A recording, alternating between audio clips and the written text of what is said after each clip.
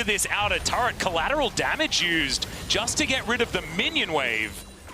And DRX are going to continue pushing by the looks. Yeah, and getting that Infernal Dragon is a really, really big deal, because it means that not only do they get some increased stats for themselves, but they buy themselves so much time to continue to try to scale up on the Orianna and the Caitlyn. And that is so big for them. DAMWON, they were really close to just being able to lean on an Infernal Soul with Syndra and Jhin, and then probably just get a free win by those amplified stats and then the bonus effect. But now the game's going to go on, and we can have a potentially explosive team fight around that 23-minute mark. We'll see whether DRX can continue stacking these up. You mentioned that, you know, DAMWON, Infernal Soul going to be extraordinarily valuable, but DRX is exactly the same, right? Like, they have so many damage dealers that will be scaling beautifully with this Infernal Drake, and they have the potential of getting 4 of them, which I don't want to think about. That's too much damage. As Canyon is going to try again. Shirley comes down in this mid lane as Shockwave just to get rid of the minion wave, but he gets rid of half of Ghost Health Bar as well. Command Protect through there, but there is the charge. So Shirley will provide a bit of value, even if DRX's mid turret is still just below half health. It's not the end of the world here for them, as Deft is going to be able to take down the Brambleback and then head back up towards farming. He's going back up into top lane. He's going to try to shove that in. DAMWON, a lot of their gold lead right now is actually just inside of the turrets. Yeah. And so they're about... Oh, what? What? Okay. Sometimes you've just got the serrated dirt and you do way too much damage. Doran picking off Ghost from the backside of that as, I guess Chovy going to be patting himself on the back for that Shockwave as well. As now Nogari's going to get the stun onto Carrier, who is going to be A-OK, but damn, I didn't even see where that came from. Hopefully we get a replay and we can see what happened there, as Carrier is just going to rotate around, and Deft able to push all the way forward. And you were talking about, you know, turret gold being a factor. Well, DRX are going to close that gap even further, as it's only 1,000 here at 20 minutes. This game is a lot closer than I think a lot of people were expecting. This is definitely interesting, what is unfolding here. DRX, honestly, with the Infernal stats that they're getting on the champions, and the fact that their champions are who they are compared to DAMWON's, I feel like DRX are ahead right now inside of this game. At the Infernal fight in 2 minutes, they should likely be favored. And what you're looking for if you're a DAMWON fan is, well, what kind of a slicing Maelstrom can Nuguri end up getting? Or can they manage to chain CC Pyosik before he's able to get off his ultimate? Yeah, same can be said for Carrier as well. I mean, they do have a lot of protection methods in their composition on the side of DRX. I mean, Lambs of Spite and Wild Growth, both of them going to create a lot of longevity here for DRX. And they need it. They have no tank, right? They have no frontline. Everyone's squishy. This is a classic DRX comp, not built around the ability to take damage. All they want to do is deal damage. And nice Jhin recall there. Yep. He did just get the red buff and then immediately recalled, so not the best usage of the duration. That's fine, though. We do see that from time to time. As we'll see whether Ghost can make use of it. Also, Jhin, not exactly the greatest red buff user of all time. This is true. As he likes to call curtains and things like that instead of applying it. However, still going to be good. Plus the extra gold's always great. Ace in the hole comes down. Deft pressing his R button onto Showmaker. As Chovy moving real fast with the Whimsy. An opportunity for a fight. DAMWON decide they don't want to take it. 35 seconds until the Infernal Drake, as Carrier has to flash. Oh, you can see everyone's on edge. And so now Carrier not having his flash available, that can be very scary. Showmaker hanging out just on the outskirts of vision. No one knows about Beryl. And I don't know what DRX are doing right now with their posturing. Well, it looks like their priority is going to be on the mid lane, but you can see all of the vision that DAMWON have. They should be able to head just over to this Drake and pick it up. It's up in 3 seconds' time. Canyon's been fantastic at dodging shock blasts. Doran does so much damage, but he needs to connect the skill shots to make it work as we toggle the vision and see how dark it is for DRX. Yeah. DRX now, I mean, they're trying to hold a Phalanx Nogri's being so patient. There's the Solar Flare. Doran down pretty low. And it is just going to be DRX giving this one up as Nogri looking for the fight potentially, but Beryl just going to get himself out of there with the flash. And now Soul Point is in for DAMWON. Really good control of the area. That Shock Blast is going to land. Ace of the Hole as well. Scat of the Week is big, and that's going to get the Lamb's Respite out of the Kindred. Curtain Call coming forward. Do have a bit of vision as now Chovy. Fancy Feet comes through, and his DDR skills are going to be enough. Carrier, not so much. Catches one off the back end. Yeah. DRX will get out of there, and they don't get the turret, and they lose the Drake. And so a lot of very weird decision-making coming out for DRX right there. They were constantly grouped up, almost inviting Kennen to come in, but obviously if Kennen's seeing that, he's not thinking, well, okay. But then because DAMWON were the first ones that had control over River, they could just start the Dragon. And unfortunately, for DRX, their team composition cannot just bulldoze headfirst into the Kennen. So, DAMWON now, they put the game in a very awkward position. So despite pretty much nothing happening this game, only 4 kills in total, and a couple of turret captures, DAMWON are really threatening DRX basically with the game. Yeah, it's like an invisible snowball or something like that. Yeah? You ever seen that invisible Nunu bug? Oh, no, I haven't. You haven't? Okay, well. Is it a good one? One of your favorites? It's definitely good. Yeah. Okay, okay. Well, Def now has a couple of items. The rapid fire completed. Ghost sitting on the same thing, basically. Spellbinder through for Showmaker as well, and there's a pretty cool hat on this cannon who just decided that he wasn't going to build his Zhonya's. He wanted to have as much damage for this soul fight as possible. And that hat is going to mean that any sort of cannon flank is going to be basically impossible to deal with. There's a Zenith Blade, and they've caught out Doran, but uses the Blast Cone, gets himself to relative safety. Now regroups with his team, but the Jace not going to be team fighting in melee range against anyone with that kind of health bar. Throws out his Shock Blast onto Showmaker. Good stun onto Deft, and collateral damage takes him to 200 health. Deft needs a reset. Still 2.5 minutes on the Dragon, so not going to lose too much here on the side of DRX, but DAMWON just showing them that they can do some poking too. Shock Blast going to be avoided as Doran gets himself out of the way of the Scat of the Week and uses the Infernal Blast Cone to get himself towards this bottom lane as Nogri is just taken down this turret by himself. And this is the really scary thing that we were mentioning inside of the draft phase is Syndra's range, Jin's range, and even Graves with just his R. Yeah. Able to help them out, getting everyone into lethal range. And so it's very hard for all of DRX's champions to actually approach these characters. But the only way that DRX can potentially win a team fight is if they have better position and Orianna's ball is able to essentially act as one of the main bridges of connecting their champions to DAMWON's range.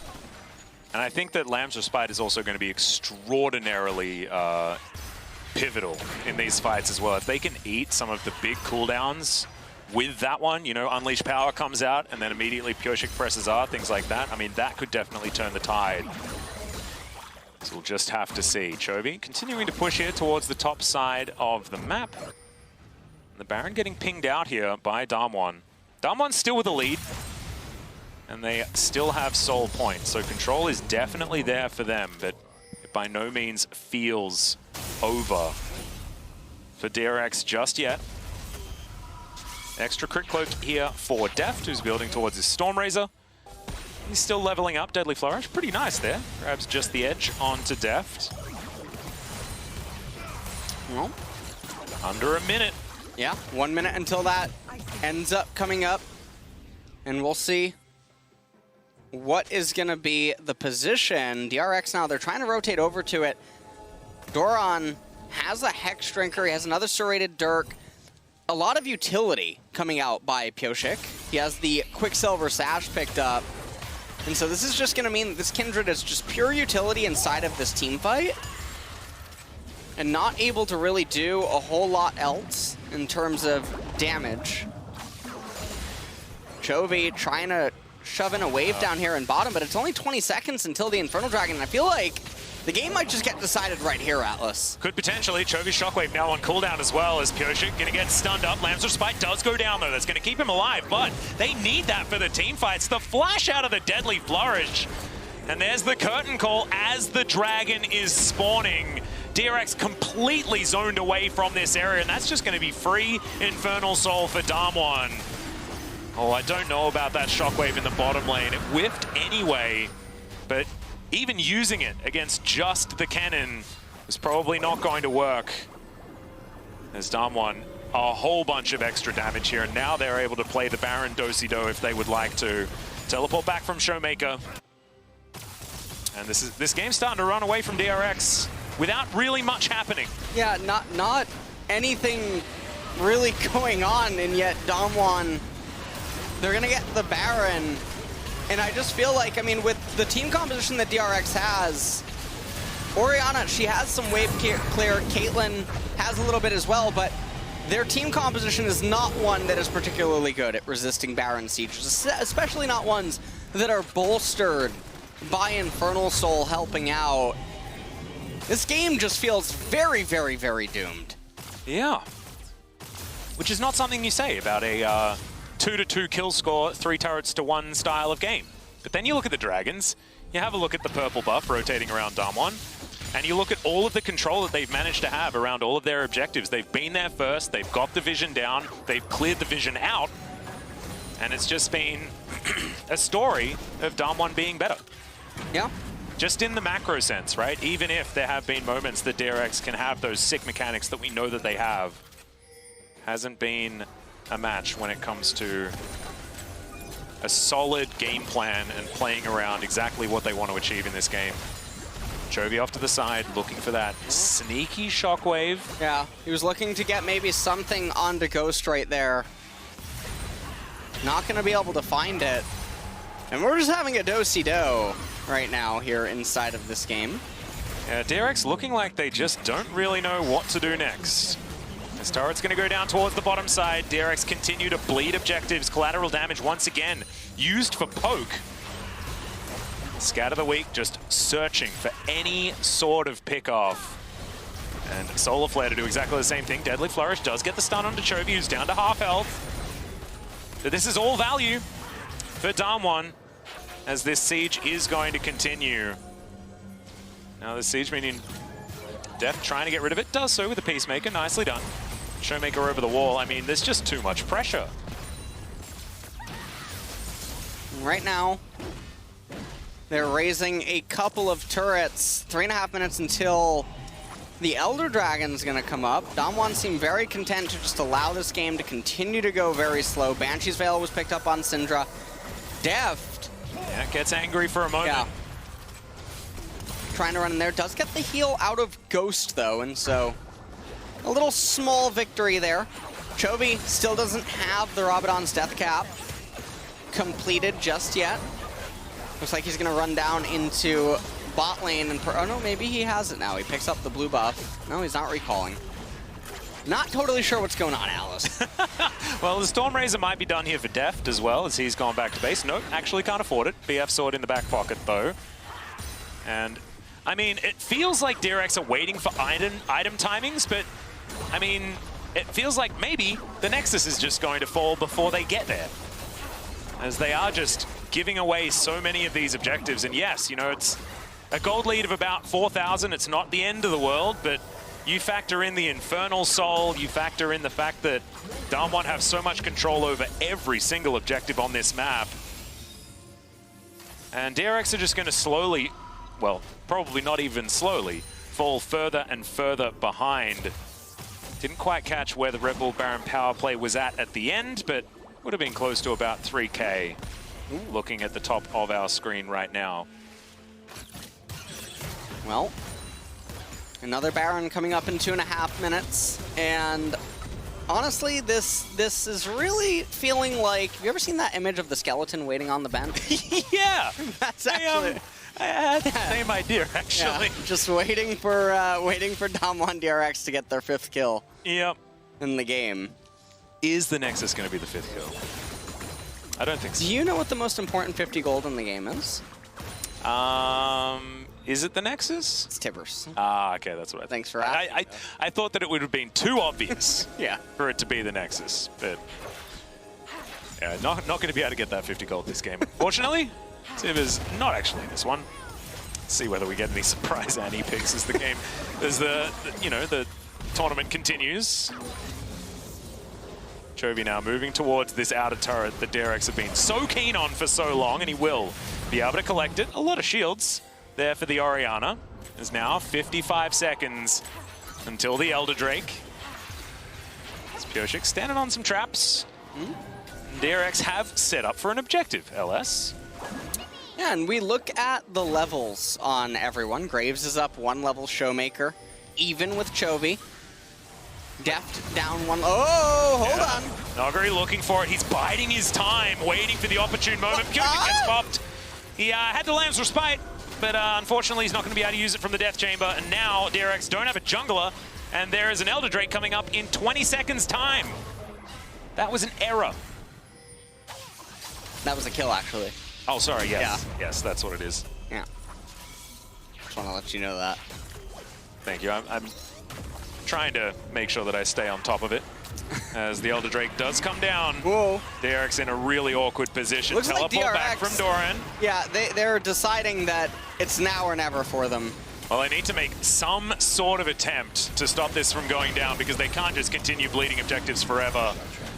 Chovy moving over to the side. Deft actually frontlining at the moment. As the smoke screen goes down, the flash over. Chovy looks for the shockwave and misses. The flash out from DAMWON. Oh, but they managed to separate them a little bit. Never mind, Doran going on a little bit of an adventure. Here comes Pioshik, though. Yeah, Nogari's going to flash in. Massive slicing Maelstrom into the back line. The Lulu dies immediately. Doran going to go down as well, as there's the curtain call.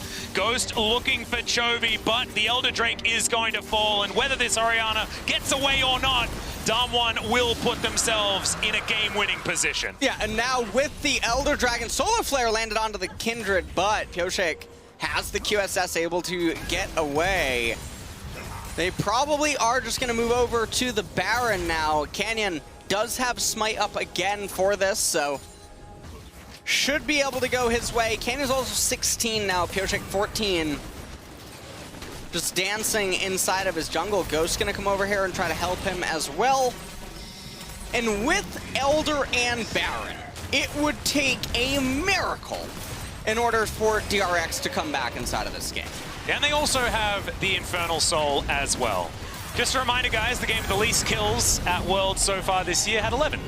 And we've currently got 8. So definitely a lot of bloodlessness, but Chovy, he shot his shot. Unfortunately, it wasn't quite enough.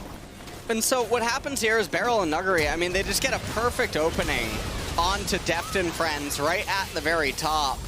Deft tries to get away with his net, but Canyon obviously there with the end of the line, the ricochet off the wall, bringing Deft down. Now it's a 10,000 gold lead to Infernal Dragon, Infernal Soul, Elder, and Baron. Whoa, Deadly Flourish coming down. They're looking for Deft. He nets to get himself out of the way. This curtain call really starting to do damage as Carrier gets completely chunked. This is a 4-item Jhin. He does a lot of work. DRX now forced to go back. As Carrier not going to be there. Don't want to fight a 4v5, and they will just forego their inhibitor turret. They can't just continue sacrificing objectives, but unfortunately, they're just too far behind at this point in the game. Too many buffs circling DAMWON. Still 39 seconds on the Elder Drake. Has 2 inhibitors in the blink of an eye and a teleport towards the top lane. Yeah, Showmaker in there. He'll push this one out, and they're looking for 3. Well, 2 inhibitors. They're rotating up into top lane, looking to raise this final turret. Pioshik just getting tagged. Even the Graves smoke screen, actually. I know, this is like a poke Graves. Yeah. I guess lethality is going to help you out there, but he's been using his collateral damage just to soften up his opponents so far this game. It's been working. Beryl getting caught out of position for the moment, but he will survive. And DAMWON still pressing forward. Deft, half health. Pioshik the same, as is Carrier. This is going to be the hat trick of inhibitors on the 1 Baron and Elder push. Elder has just dissipated. And now DRX are looking at just a couple of Nexus turrets between them and a game 1 loss. Nagari looking for his moment. Koshik going down very, very low. Dances out of the way of the deadly flourish. DAMWON continue to press forward. This Nexus turret goes down immediately as now Koshik standing on his Lamb's Respite, but immediately he's stunned up. And the curtain call comes forward. It's the last Nexus turret lasting a bit longer than you may have expected, but eventually does fall down. Collateral damage does so much work over the top of DRX, and there is the slicing maelstrom, the death nail. The Nexus going down as an afterthought, and DAMWON will keep their blue side dreams alive and take down game 1 in this best of 5 series. Well, DAMWON, it wasn't the most dominating game that people were probably expecting to open up this series, but it was definitely a stable one. Yeah. They didn't give up control anywhere. They didn't have any noticeable losses happening. There was a couple of very close encounters like the one up in top lane, but DRX, it just felt like they couldn't do anything. If Chovy isn't going to be enabled in this series, which in this matchup with this jungle dynamic, he's not going to be able to, I don't know what they're supposed to do because they need him if they want to win. Yeah, exactly. And actually, it felt like DRX got to a point where they felt like they were going to be able to scale and get themselves in there, but then lost all ability to figure out what to do next. They weren't able to set up for objectives. The early game was extremely close. They had windows, but then barrels there with absolutely fantastic vision control and things like that. And ladies and gentlemen, let's have a look at DAMWON's Mercedes drive to victory. It wasn't, of course, that Elder Drake fight that they were able to take complete control of. And it felt like at this point, DRX were just too desperate. No, this was definitely quite rough, Atlas. Yeah. It was them posturing, their hand was forced. They were against Infernal Soul. They knew that it's now or never, and remember, they didn't have Koshik. Exactly. He was on his way from the base. Def just got caught, and not really much they could do. And Ghost had an actually fantastic game as well, was able to stand toe-to-toe with Deft. They got that first roam up. He wasn't necessarily the one that benefited the most, but he managed to keep about a 10 to 20 CS advantage throughout that whole game. And if the bottom lane is where DRX are going to win, it's going to be more and more difficult if Ghost is going to be playing to this level. But ladies and gentlemen, while we wait for Game 2, listen to Legends Never Die on the League of Legends official playlist during our Spotify music break. We'll see you in a bit.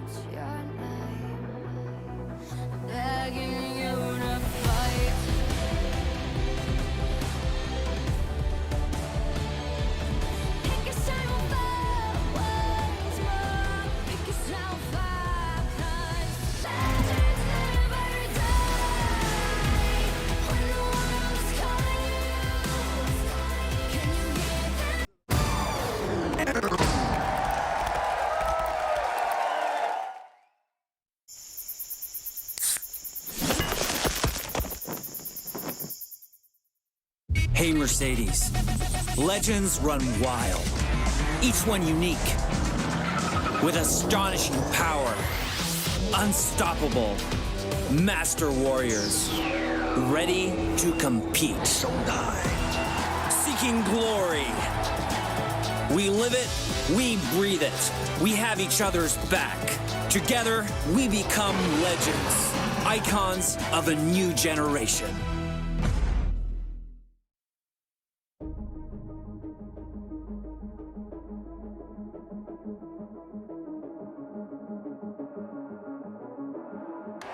Welcome to the world, no heroes and villains. Welcome to the war, we've only begun. So pick up your weapon and face it. There's blood on the ground, go and take it. You get one shot to make it out alive. So higher and higher you chase it. It's deep in your bones, go and take it. This is your moment. Now is your time, so prove yourself and rise, rise. Make them remember you. Rise, push to the limit. Rise, rise. They will remember you. Rise. Welcome to the climb up, reach for the summit. Visions break the one false stability.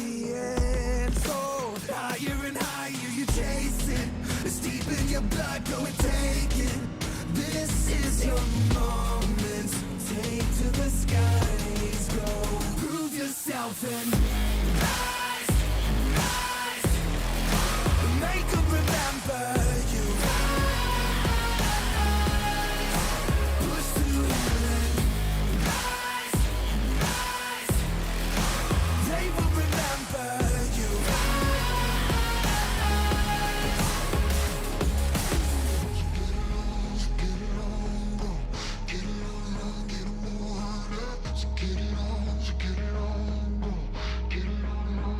It is you fight among the dead beneath the dirt.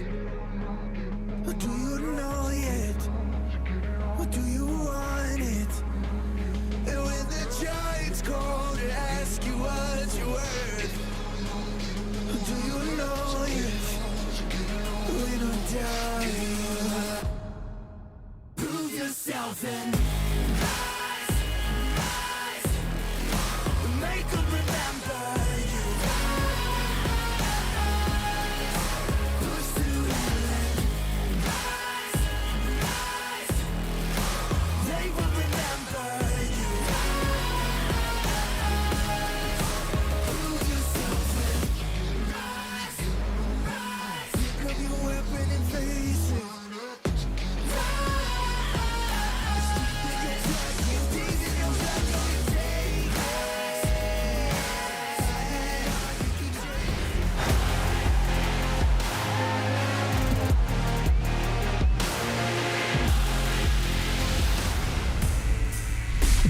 Welcome back, everyone, to the State Farm Analyst Desk after a controlled victory from DAMWON over DRX. It looked good until it didn't for DRX, and it was kind of tragic to watch, to be honest. We're going to go over the specific moments. I want to start with the draft, as we always do, and because it was also super contentious, because we saw how badly it went for DRX in the summer finals, what did you think of what they came up with here? Well, I felt like they showed one thing in the summer finals and they went a completely different direction here in this Game 1 draft, because you look at it, they've got 5 ranged champions on the side of DRX, which is like, oh, you've got a lot of great scaling, you've got a strong backline, but it felt like there wasn't the same level of early game proactivity, so Kindred wasn't going to be able to play the One game. question, though, I was in the green room.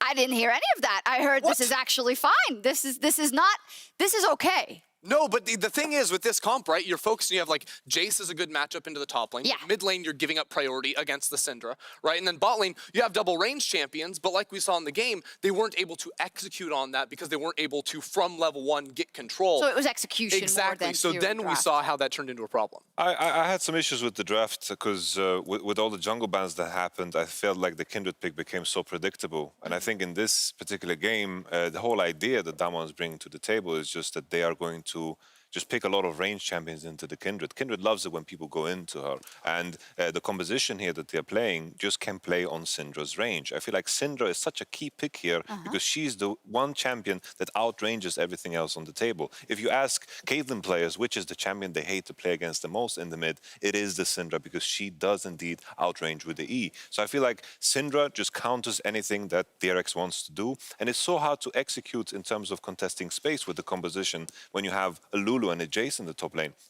I thought when they picked the Lulu that this is a flex into top. Maybe you send the cannon into, of course, the Lulu matchup in the top side, and then maybe that will work. Or maybe you pick a Maokai 5th, because tanks are very good into the enemy composition, but it just didn't happen. Instead, you just had 5 range champions against 5 other range champions that have longer range than you. Exactly. So all DRX can do is play defensively, because you don't have that Leona that can lead the charge into the river, you know, and take vision for your team. So by having all of these range champions, yes, they work well when you're playing backwards, but you eventually have to step in around dragons, around barons, these big objectives. Yeah, and that was what it was going to be all about. And we talked about the fact that there wasn't that much action straight off the bat in terms of kills, but you talked about DAMWON being very precise at when they take their moments. And I think this Rift Herald fight is a perfect example of that.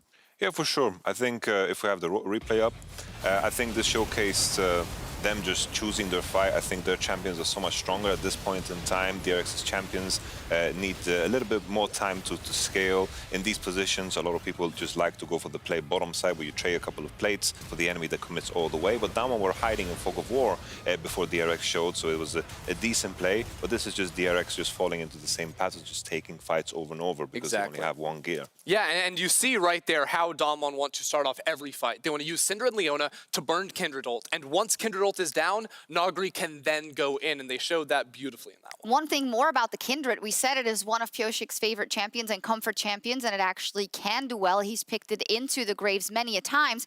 But now you get a situation where you get bullied out of your jungle. There's an unfortunate trade bottom lane, meaning that all of a sudden you lose that pressure as well. And it just seems to me that DAMWON has showed you can get away with playing that into graves against other teams, but not versus us. How does that change the dynamic of this jungle going forward? Well, it's pretty rough because this was, Piosik's key pick. Yes. And in the first game, they showed we can deal with it, lock it in, no problem. It's kind of like a first round of a fight, you punch someone in the head, and then all of a sudden they're going to be drowsy for the rest of the series. I think it's hard to make adjustments on the fly, but on looking on DAMWON's side, they didn't look as precise as they did in the past. There were a couple games, like slip-ups with the dives and maybe a dragon or two as well. Oh, really? Well, let's take a look at the Dragons. I think that's something we want to hear because you want to think that DRX has more opportunities, right? So starting off with this, it's really important. This is the first Infernal Drake that spawned, the third Drake of the game. DRX already have control in the river. So as you can see the fight start off, they're going to be the ones to get onto the Dragon. We can go ahead and play the clip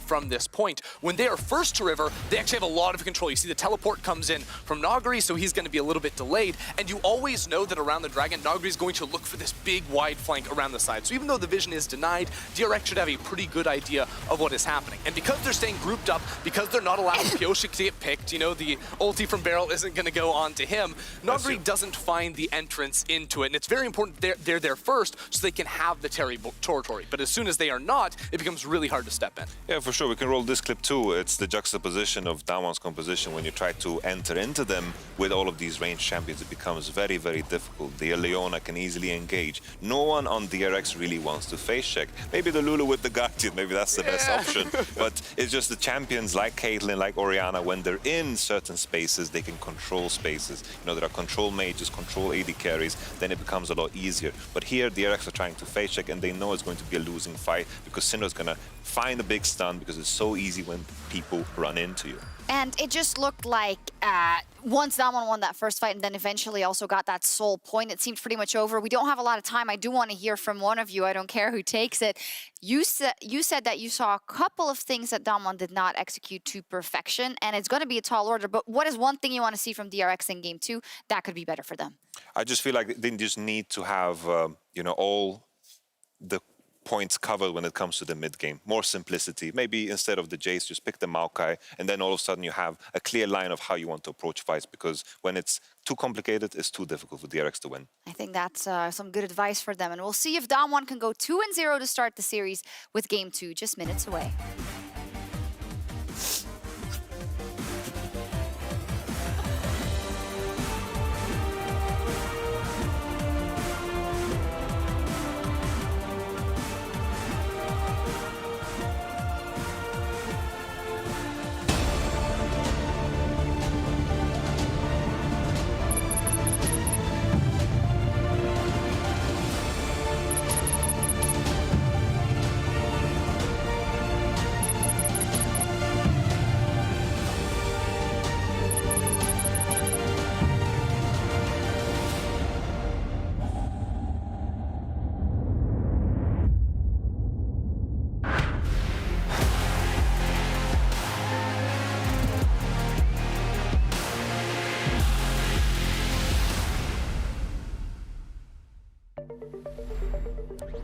I don't really consider it gear. It's an extension of who I am. It blurs the line between fantasy and reality. Sometimes, I can't tell myself from my machine. I think that's by design.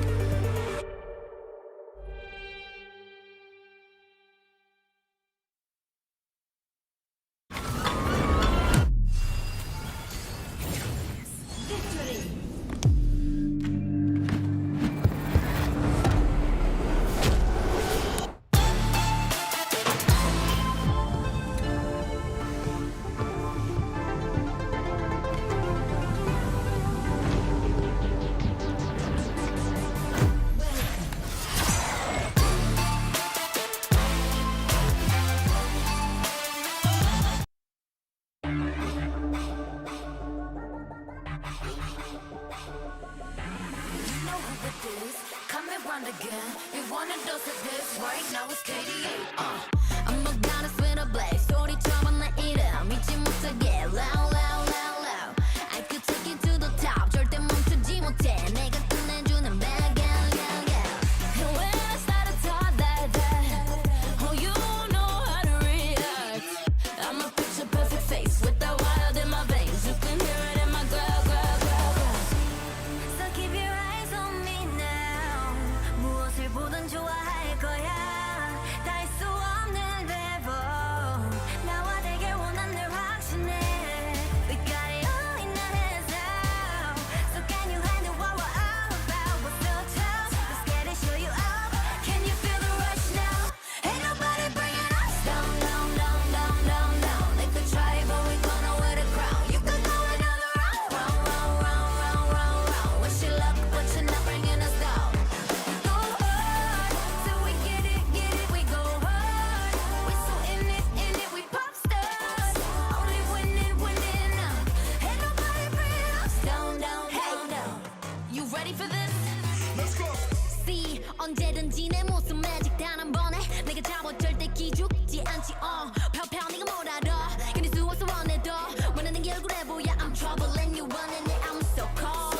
When I move that way, you gon' be so blown. I'm the realest in the game. Said I'm on fire with the blade. You're about to hear my name ringing in your head like whoa. So keep your eyes on me now. 무엇을 보든 좋아할 거야. We so tough. Let's get it, show you up. Can you feel the rush now? Ain't nobody bringing us down, down, down, down, down, down. They could try, but we gonna wear the crown. You could go another round, round, round, round, round, round, round. Wish you luck, but you're not bringing us down. We go hard, till we get it, we go hard. We so in it, we pop stars. Only winning, winning now. Ain't nobody bringing us down, down, down, down.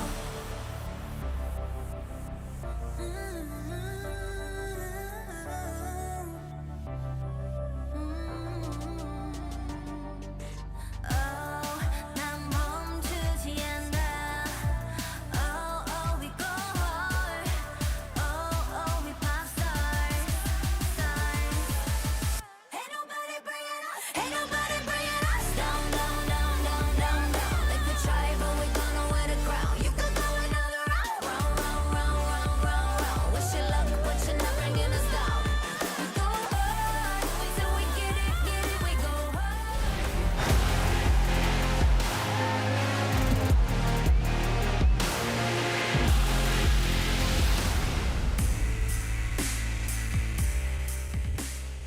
Welcome back, ladies and gentlemen, to LOL Park for game number 2, DAMWON versus DRX. DAMWON remain undefeated on the blue side for the last 25 games, but now DRX are going to be wearing blue, much are their team colors. So maybe this will give them an opportunity, LS, to get themselves a win. We are straight into Champion Select. We're not messing around here. And already all of the bans have come through. Syndra, Camille, and Lilia all taken away by DRX. And there is the Renekton, Caitlyn, and Lucian bans over on the side of DAMWON. And that will leave up the Nidalee for Pyosik to steal away. Yeah, Nidalee is just going to be locked in as the B1 for DRX. Let's see how DAMWON want to respond to this now. This is definitely going to be interesting. Twisted Fate is available. Yeah, TF is available. Graves just going to get locked in yet again. Yeah, Cowboys are going to be taken away here by DAMWON.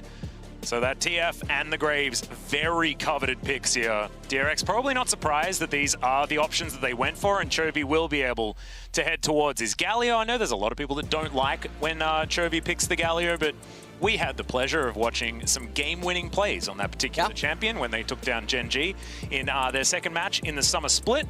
That was purely off Chovy's Galio. So is something that I'm okay with seeing, and it is going to be locked away, as you can see. Win rate not very high. Let's see whether Chovy can change that here. The thing that's very surprising about this, though, again, is that Chovy's in yet another lane where he doesn't have control early on. That's just the dynamic of Twisted Fate versus Galio, and this is going to mean that Canyon is going to be pretty free to do whatever he wants inside of the jungle. And so now, depending on what the other lane matchups are, we could just have another repeat. Now, Senna's coming in blind. We'll see if Ghost is willing to pilot any mages or the usual Senna answers down in the bot lane, or if he's just going to handshake or something. But no, they're going to actually lock up Ornn right now. Yep, the Ornn coming in for Noguri. He's demonstrated that he can play basically any style that DAMWON requires him to play. And in this game, it is going to be a meatball towards the top side of the map. The Forge God just going to sit there and then wait for level 13 and above and just upgrade everyone's stuff, which feels fantastic. Set going to be banned away, protecting that matchup. As potentially the Set center lane as well, something that they could be looking at. As DRX, let's see whether they take away something like the Jhin. It was something that Ghost was very, very comfortable on. Could be an option of removal. Well, Kalista now going to be banned away by DRX. Yep, this is a Ghost special. I used to play basically only Kalista for a really, really long time. This was on some of his previous teams, which weren't as noteworthy as some of the teams that he's made it to now, namely DAMWON. And the thing is about the Kalista ban is I think that they're acknowledging that lane kingdom type things coming out of DAMWON can definitely be problematic, but there's also ways for DAMWON to even achieve better scaling options than just the Senna. Now, Ezreal is getting banned away from Ghost, so perhaps they were thinking that maybe DAMWON would just try to leave him on an island with the Ezreal and approach things differently via barrel on the other side of the map. Very interested. We're going to see anything super unusual, but no, first we're going to get the Thresh. So it is going to be Senna Tahm Kench by the looks of things, as that one is going to get locked away. A very stable lane that we've seen many, many times. Jackie Love, of course, in his extraordinary performances so far in the group stage, really utilizing that particular combo to great effect. It does mean that the Senna can play really far up, and that's how he was able to achieve such gigantic damage numbers. That and being an extraordinary AD carry. As Jack's being considered by Doran, that's going to be his anti-Ornn option, and that will be locked away here for DRX, who are continuing in more of a split-pushing vibe, much like that Sanguine Blade led us to believe. And this is where a champion like Ziggs ends up being pretty much the nuts down in bot lane, because it would let DAMWON win bot. They'd have control in mid. Graves would be able to just deal near true damage in the later stages of the game because no one could get armor. But no, we're going to see Aphelios come out for DAMWON. We saw Ruler play this to pretty great effect for Gen G. Looking forward to seeing whether Ghost is going to be able to have a similar performance. Hasn't necessarily been his MO, because this is looking like a composition where Ghost is going to be relied upon a lot. But his Jhin was great in game number 1. Yeah. And so why not give him a little bit more agency and rely on him a little bit more to get that late game damage down? This is looking like a very well-rounded composition out of DAMWON, but DRX, they're rolling the dice and seeing what it comes up with. The Jack's in a side lane, he can get out of control, especially if he has the assistance of Pyosik around this map. And let's just see whether it's going to be, once again, Canyon dictating all of the moves at the beginning of this game. Well, the scariest thing for me is that the mid lane dynamic, it puts Showmaker in the driver's seat again. And what that means for Canyon is quite a lot, because Pyosik is going to have a little bit of a hard time playing. Jax is a very interesting insurance policy now for the DRX team composition, and no matter how you look at it, this draft is much closer than the one in the game before. So DRX, they have a lot more fighting power. Things can definitely go their way and become very explosive, and they have a lot more options available to them in this one. The thing that I'm scared about is this Twisted Fate in the mid lane. We've seen him be so successful, especially in the hands of Showmaker or Chovy. And I was expecting that to be banned in almost every single game. Coming into Worlds, coming into this series, not to be the case. This is going to be the gamble that DRX have taken for game number 2. Something that DRX do a lot, especially with CV Max at the helm. He has his weird and wonderful ideas, and sometimes it works, sometimes it doesn't. And I'm looking forward to seeing whether giving away the Twist of Fate is something that they can capitalize on, whether this means that Pyosik is going to be helping out Chovy in that mid lane more often, or whether it is going to give a bit of that early to mid game power over to DAMWON that honestly DRX cannot afford to give away again. Yeah. We need to see so much more proactivity out of this team. We need to see so much more vision control and vision contesting, especially around these objectives. I mean, DAMWON are the best team so far statistically at Worlds when it comes to taking objectives, but DRX needs to challenge them like a little bit, please. Not like all of the Heralds in the early game, all of the Dragons in the early game. Of course, they did manage to get that one Infernal, but honestly, the damage had been done. And here we are on to Summoner's Rift for game number 2. DAMWON now on the red side. Their win rate there, still pretty high, but not as perfect as their win rate over the last many, many games on blue side. And DRX, we take a look at the rune setups that they have. They have the Predator on Galio again. Yeah, it's So going to be a Conqueror Nidalee as well. Yeah, a very interesting choice there, because I wouldn't imagine Pyosik to want to be having extended brawls with any of the members on the side of DAMWON, especially Nidalee's role in the early and mid stages of the game. So, ooh. Cheeky sidestep there from Nuggery, gets him out of the way. Yeah, fishing for an arrow, not actually going to find one. Yep. So Ghost and Barrel down here. It's been a while since we've seen Eladios. Indeed. But he's been popping up a little bit more now at Worlds. Yeah, I like it. I actually feel like there is, it's feeling a little bit more wide open than it may have looked at the beginning of groups. You know, it felt like there were a few 80 carries that people were playing and then not too much more, but the pool just hasn't really been challenged all that much. And Felios is going to come out. The reason we saw it in Gen G games is because Rule is a pretty big deal for that team, which is why you see a few more bans heading his way. And we'll see what Ghost and Barrel are going to manage to do down here with the spot lane. Obviously, Senna and Tahm Kench, they don't really need an introduction to how they are as a duo. And Deft, one of the interesting things was him starting with Sapphire Crystal and Refillable Potion.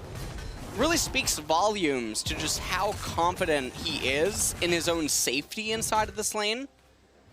Also confidence in the matchup against Ghost as well, despite how game 1 went.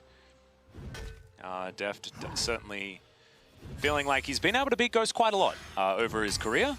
Something that he hasn't really had too many issues with until the summer season of LCK 2020. Pyosik looking to hard farm his jungle. Ahead by a little bit as far as our clear speed at this point in time, but no, actually Canyon is a camp ahead, so Pyosik just getting towards his red buff a little bit sooner. And the Raptors were taken there by Canyon, who's just going from camp to camp. Yeah. And Canyon, I mean, he's on his golems already. He's full cleared. Pyosik just getting done with the Raptor camp, moving towards the left-hand side, and Joey's actually done a very good job in this lane. All things considered, he actually managed to get Prio over the TF early on, and so... Yeah, going to be able to move up and try and stop Canyon from taking this Rift Scuttler as well, as Nuggery has inside track, but it is a 2 versus 3. Flashes going out everywhere as Canyon gets himself out of there. Teleport to come through from Showmaker. Now it's a 3v3 as Pyosik pounces out of the way, but the prize will go to DRX in this first little skirmish. Yeah, and Doran, one of the downsides for him is he ends up blowing his flash, and he also misses a bit of CS up in top lane, and so that can come back to bite him later, especially because he's the scaling one. We're not going to talk about that, actually. I think that was just expecting to get the empowered pounce, but not actually landing the spear. He was attempting to rupture the eardrums. Showmaker. With the sonic boom from... It's the long con. So yeah, I got a thumbs up. Yeah, perfect. He heard me. Yeah. Because he's always MVP. Even last game. Even after we removed the naming convention of MVP. True. Still the MVP. That is actually true, yeah. Doesn't matter. Yeah. He was already the most pog, so he fits into that one as well. As Doran looks for a stun, but it's a great use of the Bellows Breath as Noguri flashes aggressively underneath the turret. The Crab Rave comes through as Chovy's like, what were you doing there, buddy? And that is going to be first blood very comfortably delivered to the Gargoyle. And that is definitely a Crab Rave. That's some Noguri stuff right there. That was very unfortunate. From a mechanical standpoint, Canyon. Yeah. Not aggressive here is Carrier. Feeling a bit hungry. He's going to gobble up this big Krug, and Deft is going to be the one to reap the reward. Little one's going to head back. Canyon looking to try and block them off here as Ghost, trying to deny as much farm as possible. Infernum and Gravitum currently equipped, as Carrier just likes pressing his Devour button, I guess. Yeah, and so DAMWON, they have very slight CS advantages everywhere, and that's why the gold lead is still not really that big for DRX. But this is definitely not the kind of early game opening that I was anticipating, and it makes me feel a little bit sad we didn't get more mid lane pans to see what was going on there. Because a lot of stuff has to be influenced by the minions and the auto attacks by Showmaker with the aggro. That matchup was very important for DAMWON to have control over in the early stages, because right now, everything's going somewhat fine for DRX. Yeah, and I think like you were talking about, I mean, we were worried about Chovy because he picked the Galio into the Twisted Fate and you don't necessarily have lane priority there. However, Chovy has managed to grab it anyway. Currently very, very even when it comes to the farm, and also does have that first blood gold that he can utilize. We'll see what he's going to be able to pick up here on his first back. And see which item he's going to head to first. Proto Belt probably expected, as Showmaker going to turn back up as Chovy was trying to get another cheeky shove before he goes back home.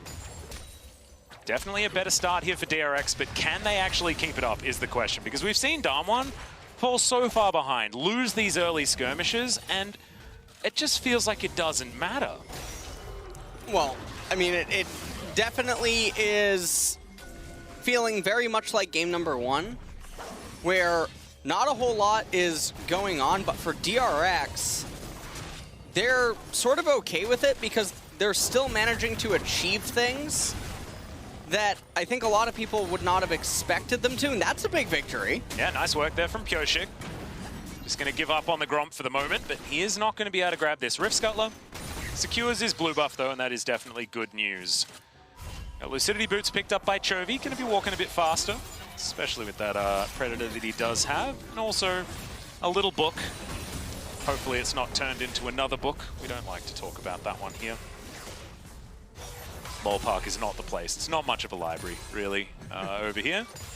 Not since Papa left. No, our shelves have esports on them. Yeah, true. No books. Definitely a Bible thump moment. As DRX, so the junglers right now, they don't really have any real way to create ganks on their own. That was a barrel. Yep, big taxi ride. Actually going to take some turret shots here as in goes the heroic entrance, but that's a lantern that Ghost's able to take out. Oh my goodness. The flash forward, the knock-up comes through. Double taunt from Chovy. He's looking for Ghost, but he's only down to 200 health. And in goes Showmaker, flashes forward to guarantee the gold card as Carrier not going to be able to keep his team alive now as the Gargoyle falls down, and it's now 1-1. Deft still looking for more. As Carrier, I believe, had the Devour back off cooldown just then, but it wasn't enough to keep his mid laner alive. And so at the end of it, Chovy is the only one that ends up going down. Rod of Age is almost going to be complete now for Twisted Fate. Canyon, he's just going to go back into power farming. Twisted Fate might just go mid lane, shove in the wave, and then reset, get Rod of Ages, get blue. But the alternative would obviously be shoves in the wave, goes over to the blue, gets it, and then recalls. And now the game's just going to reset. Alice, it's going to go back into a little bit of a mini lull state as Destiny is now back on cooldown. Galio does not have his ultimate, doesn't have Predator available either. Are you saying that you're not expecting a large amount of action? Because Beryl, he wants to say no. He's looking for Doran here. Decides instead to walk back towards his jungle. So I think I'm starting to agree with you, LS. Noguri with full control of this minion wave and a CS advantage, despite falling down early. Carrier looking to try and start this one up here as Shelly being considered pretty late as far as Rift Heralds are concerned, 9.5 minutes into the game. It looks like DRX will be able to take this one for themselves, trying to deny DAMWON some of these neutral objective statistics that they have put together for themselves so far this Worlds. Yeah. They're going to get the Rift Herald. I'm curious where they're actually going to plant this, in what lane. I think the Jack's probably the one that they want the money to go to. They're moving up. And now Nidalee actually turns right back around, so it looks like she wants to just clear the Gromp and the Wolves and then maybe begin pathing down towards bottom.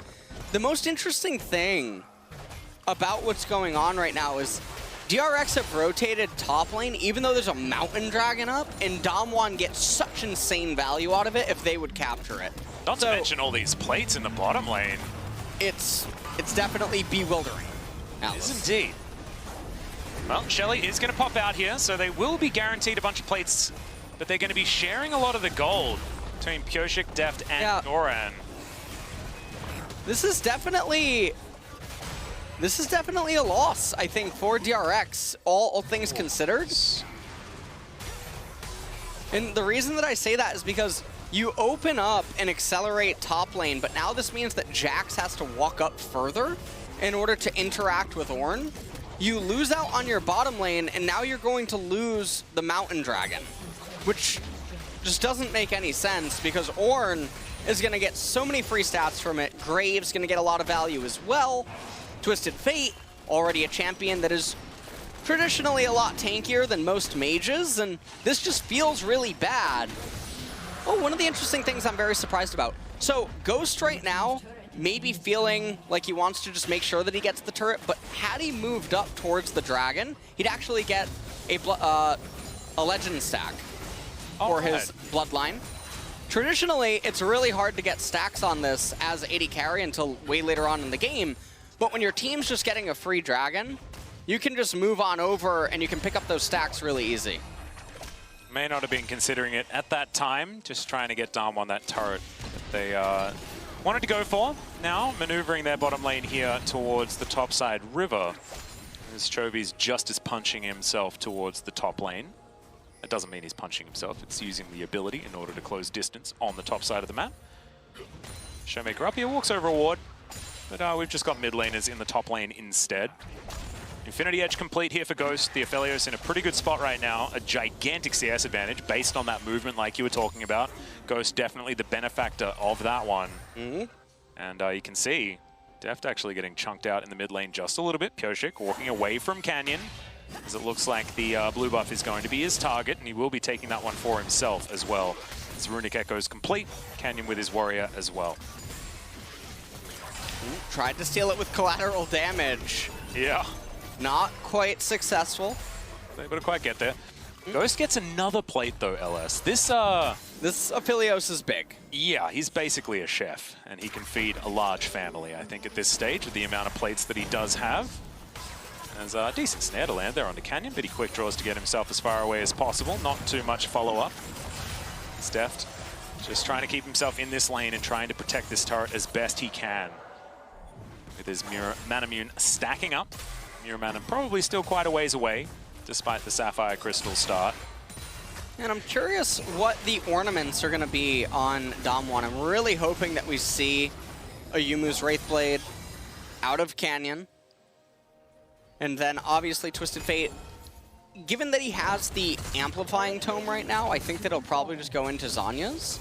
So Zanya's Paradox will probably end up being his item of choice. Unless you just go straight into a Lich Bane or something, in which case the third item's still very up in the air. Yep. Could even go for a Death Cap, why not? There's the Death Crown, pretty strong. It's Pyosik. He's going to find Canyon here, but Canyon can just take himself the lantern. He'll be absolutely fine, and steals away the red buff. That's called having your cake and eating it too. And Derek's going to wander on through, but not going to be able to get Deft any Bramblebacks at this point in time. Checking back in on the gold. I mean, it's still barely a lead for DAMWON. But I mean, this was the same in game number 1. Let's see whether DRX have, you know, gone back, spoken to CVMAX about what they need to change, and I think proactivity in the mid to late game is going to be very important for this squad. 800 gold worth of plates for DRX, but 960 on the side of DAMWON. And you have to look at where that money went as well. Most of it is sitting on Ghost, who is just going to be doing so much damage as this game goes on. And Ghost is very big right now. He's up 30 farm over his opponents. Now, Deft, he does have the call available. When we look on over at the Jax as well, he went Blade of the Ruin King first, but the laning phase ended very quickly because of the decisions that they made. And so, not getting as much value out of the item early on as he would have liked. And now he moves into the Trinity Force, but that won't be completed until way later on down the road. DAMWON, this is yet another game where they're probably just going to threaten Soul Point.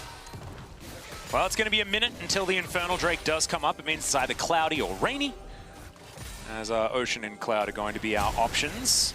Ooh, teleport coming through from DRX here. Looking to get on top, but Doran just going to walk away. Not opting for too much, as there's the heroic entrance.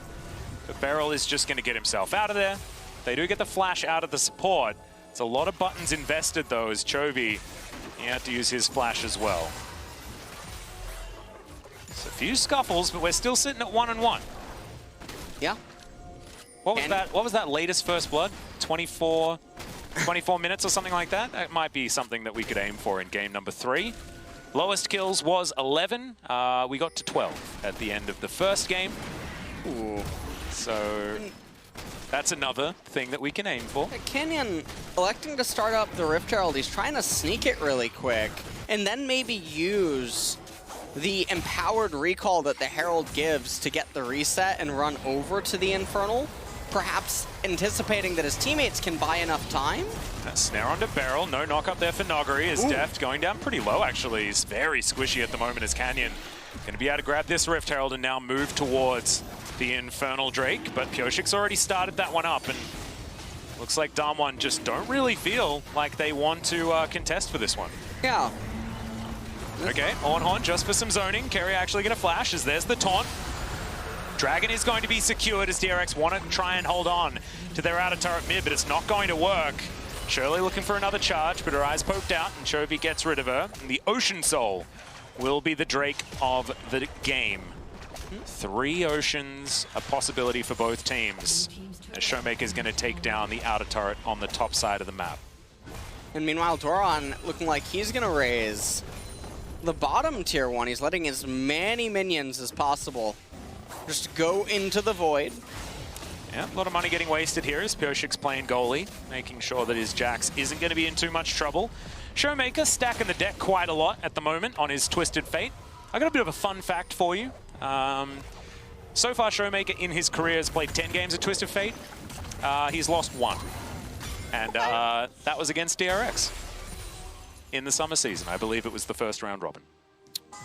So we'll see whether Chovy can do it again. Oh no, Beryl dropped his stopwatch. It's now broken. Yeah. Oh dear. You ever drop your phone and break it, get a new one, and then drop it again and break it? Yep, Okay. I've done that. It's not, it doesn't feel good. No, it doesn't. Definitely doesn't feel good. Well, right now in this game, 700 gold lead right now for DAMWON, the Mountain versus the Infernal. And honestly, I really don't know what I'm seeing on Jax. I see a Kindle Gem, and I'm starting to get some bad mojo. Oh dear. Yeah. Oh no. We're going places with this one. Yeah, I think I know whose name is on the front door of this particular establishment, Absolutely. LS, and I don't want to talk about him. I don't want to talk about him. Well, DAMWON on the flip side, though, already have the IE on Aphelios, almost has the second core item. It was the Lichbane second for Showmaker, and so I'm interested to see if he's going to try to go for the Death Crown as his next item of choice. Hoping for a Magi's first, personally. As, okay, bit of a fight over the Brambleback as the taunt looking to try and come through here. Destiny goes down, Pioshik trying to get himself out of there, does so with the pounce as the heroic entrance comes in, but immediately it's interrupted. 4-man knockup from Noggery on the backside, but Doran is ripping apart DAMWON and looking to try and escape. Showmaker gets in, but he gets stunned by the counter strike as the empower's there, but it's not enough damage. And Showmaker takes down the Jax in the end, it's a very even trade. I think it's DRX that came out on top as in goes Pioshik, wanting to take down Nogari, but it's Carrier that licks him to death over the side. Deft gets over there, takes down Ghost, and now Showmaker against the world. Deft wrapping around. Gold card has been locked for Showmaker here, but a 1 versus 3, not looking like something they're going to be able to do here as the Piercing Darkness comes down, and Deft just needs one more auto and he will be able to take this one out. 6-2 in favor of DRX. And DRX, with that fight, they catapult themselves into the driver's seat now in this game. They're the ones with the advantage, and they were sitting on some major core item completions. All of this started over a red buff Canyon. He got caught by Chovy. Doran was able to get on top of him. Beryl didn't have a stopwatch available inside of this fight. Not that it was going to matter all that much. Showmaker a little bit late on the pull with the gold card. Otherwise, Nuggery might have been able to help him bring down Doran and conserve his flash right here. They go back in for no reason. Nuggery gets tagged by a sphere. He tries to headbutt into the wall to knock up Pioshik on his leap. Not quite able to do so. Deft goes over the wall, picks up the kills, and when all is said and done, DRX, they now have the gold lead, and they're going to be the ones in the driver's seat at least for the next couple of minutes. DAMWON, they really need to bide their time for the ornaments to come in, wait for major core item completions. Ghost, he was sitting on Runons inside of that fight, but didn't yet have it completed. Yeah, he had the gold, but couldn't actually put it together. You're exactly right. Ooh. Don't worry, Pioshik fishing for some spears off to the side as we've got 35 seconds on the first Ocean Drake of the game. Barrow clearing out vision. DAMWON feels like for the first time on the back foot, but not that much. I mean, it's 1.6k. As far as gold is concerned, not really a huge deal. And I want to alert you to something else as well. Here. It is indeed. Let's see whether it works out. He did get that 4-man knockup, which was pretty damn strong in the last team fight, but Doran was ripping apart the backline at that point in time. It worked out very well for DRX. This Drake looking to just belong DRX right now. Pioshik just going to be taking that one down by himself. Split pushing is Showmaker, is now the rest of DAMWON looking for an engagement. No out of turret, remember, as Carrier finding himself a tongue lash. No, not quite. On to Ghost. Takes a lantern to get himself to safety. Ocean Drake in the meantime going to be taken, and DRX now trading up in these small scuffles and skirmishes. The opposite of what was happening in game number 1, where any sort of interaction between the two teams, it was always DAMWON coming out ahead. Yeah. DAMWON were always the ones who were coming out with these slight edges time and time again, and then just eventually letting the game collapse onto them. Getting an update on Senna here, 42 souls, 55% crit for Deft here at almost 23 minutes. Nuggery has hit 13. Canyon, I imagine, very close to the Black Cleaver completion. Looks like Rapid Fire Cannon gonna be the next item for Showmaker, and so there is still time. There's 2 ornaments that are on the side of DAMWON that are gonna be able to be upgraded as soon as Ornn starts hitting his levels. And they're really going to need that in order to have more edges stacked up for them. Because DRX, they're in a very comfortable position. Doran, he almost has the Trinity Force completed. Yeah, actually just sitting on that Kindle Gem for the extra CDR. So wasn't deciding to build into the Black Cleaver. Maybe just wanted to have, you know, the CDR right then and there. I'm glad he didn't. Collect himself the Black Cleaver though. Much prefer the Trinity Force on the Jax. And there it is. Now it's completed. Blade of the Rune King and Trinity Force. Big power spike for the Jax. As Canyon takes a fair bit of damage from the Baron there. Yeah. Gets out with a quick draw though. 1,000 gold going to be the lead here for DRX. And in terms of levels right now, Ghost is even with Deft. Canyon, I believe, is down 1 level. But then everyone else is pretty much even. We take a look at the vision score right now. Pioshik and Carrier doing a pretty good job. Beryl and Canyon trailing ever so slightly. This is a lot of vision control, actually, that Pioshik's been able to put down this game as well. And it might explain why DRX have been able to actually find themselves some objectives when in game number 1 they weren't able to. Of course, Ghost has Crescendum Calibrum right now. Exactly when he needs them. Fair bit of ammo left on that one as well, as there's the Ornhorn. Noguri looks for the knock-up onto Carrier, as he doesn't get it with the Searing Charge. Oh my goodness, so many routes, but DAMWON are going to escape for the minute. Ghost on half health, the rest of DAMWON have turned up. DRX are pushing forward. Wildcards do not find anyone here, as Doran in the meantime is just on the bottom side, pushing forward. Noguri gonna get spotted on that ward, as the Searing Charge avoided beautifully by Doran there. Now looking for the 1v1, but there is a turret. Yep. In a pretty good position. Bramblevest as well helping Noguri in these trades, but not quite enough, as you can see. Collateral damage, not gonna be enough to keep that turret alive. DRX aggressive, pushing, taking objectives. Yeah, and DRX, they're slowly but surely continuously just taking cuts at DAMWON, chipping away at everything. Noguri has upgraded the Molten Edge onto Aphelios, and I assume that he's very close to level 15, so Canyon's going to get his upgrade next. So in a minute and a half, when that Ocean Dragon does end up coming up, I expect a team fight to unfold. And when you look at the DRX members right now, Nidalee has Fiendish Codex, has Stopwatch. She's pretty much having Zanya's. Yep. So even when she completes the item, not a whole lot changing. Jax has now hit his 2-item spike.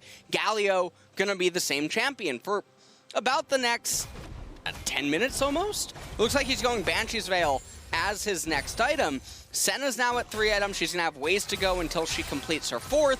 And so there's a lot of upside coming for DAMWON in the next couple of minutes, whereas DRX now, they're gonna start slowing down. But if they can win this next Ocean Dragon fight, the game gets very scary.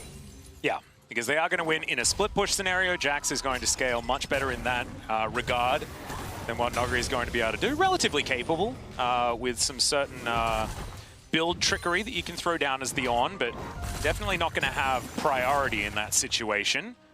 As you can see, the goal graph, it's ticked over to a bit more of a DRX game here. DAMWON just looking to try and salvage their vision.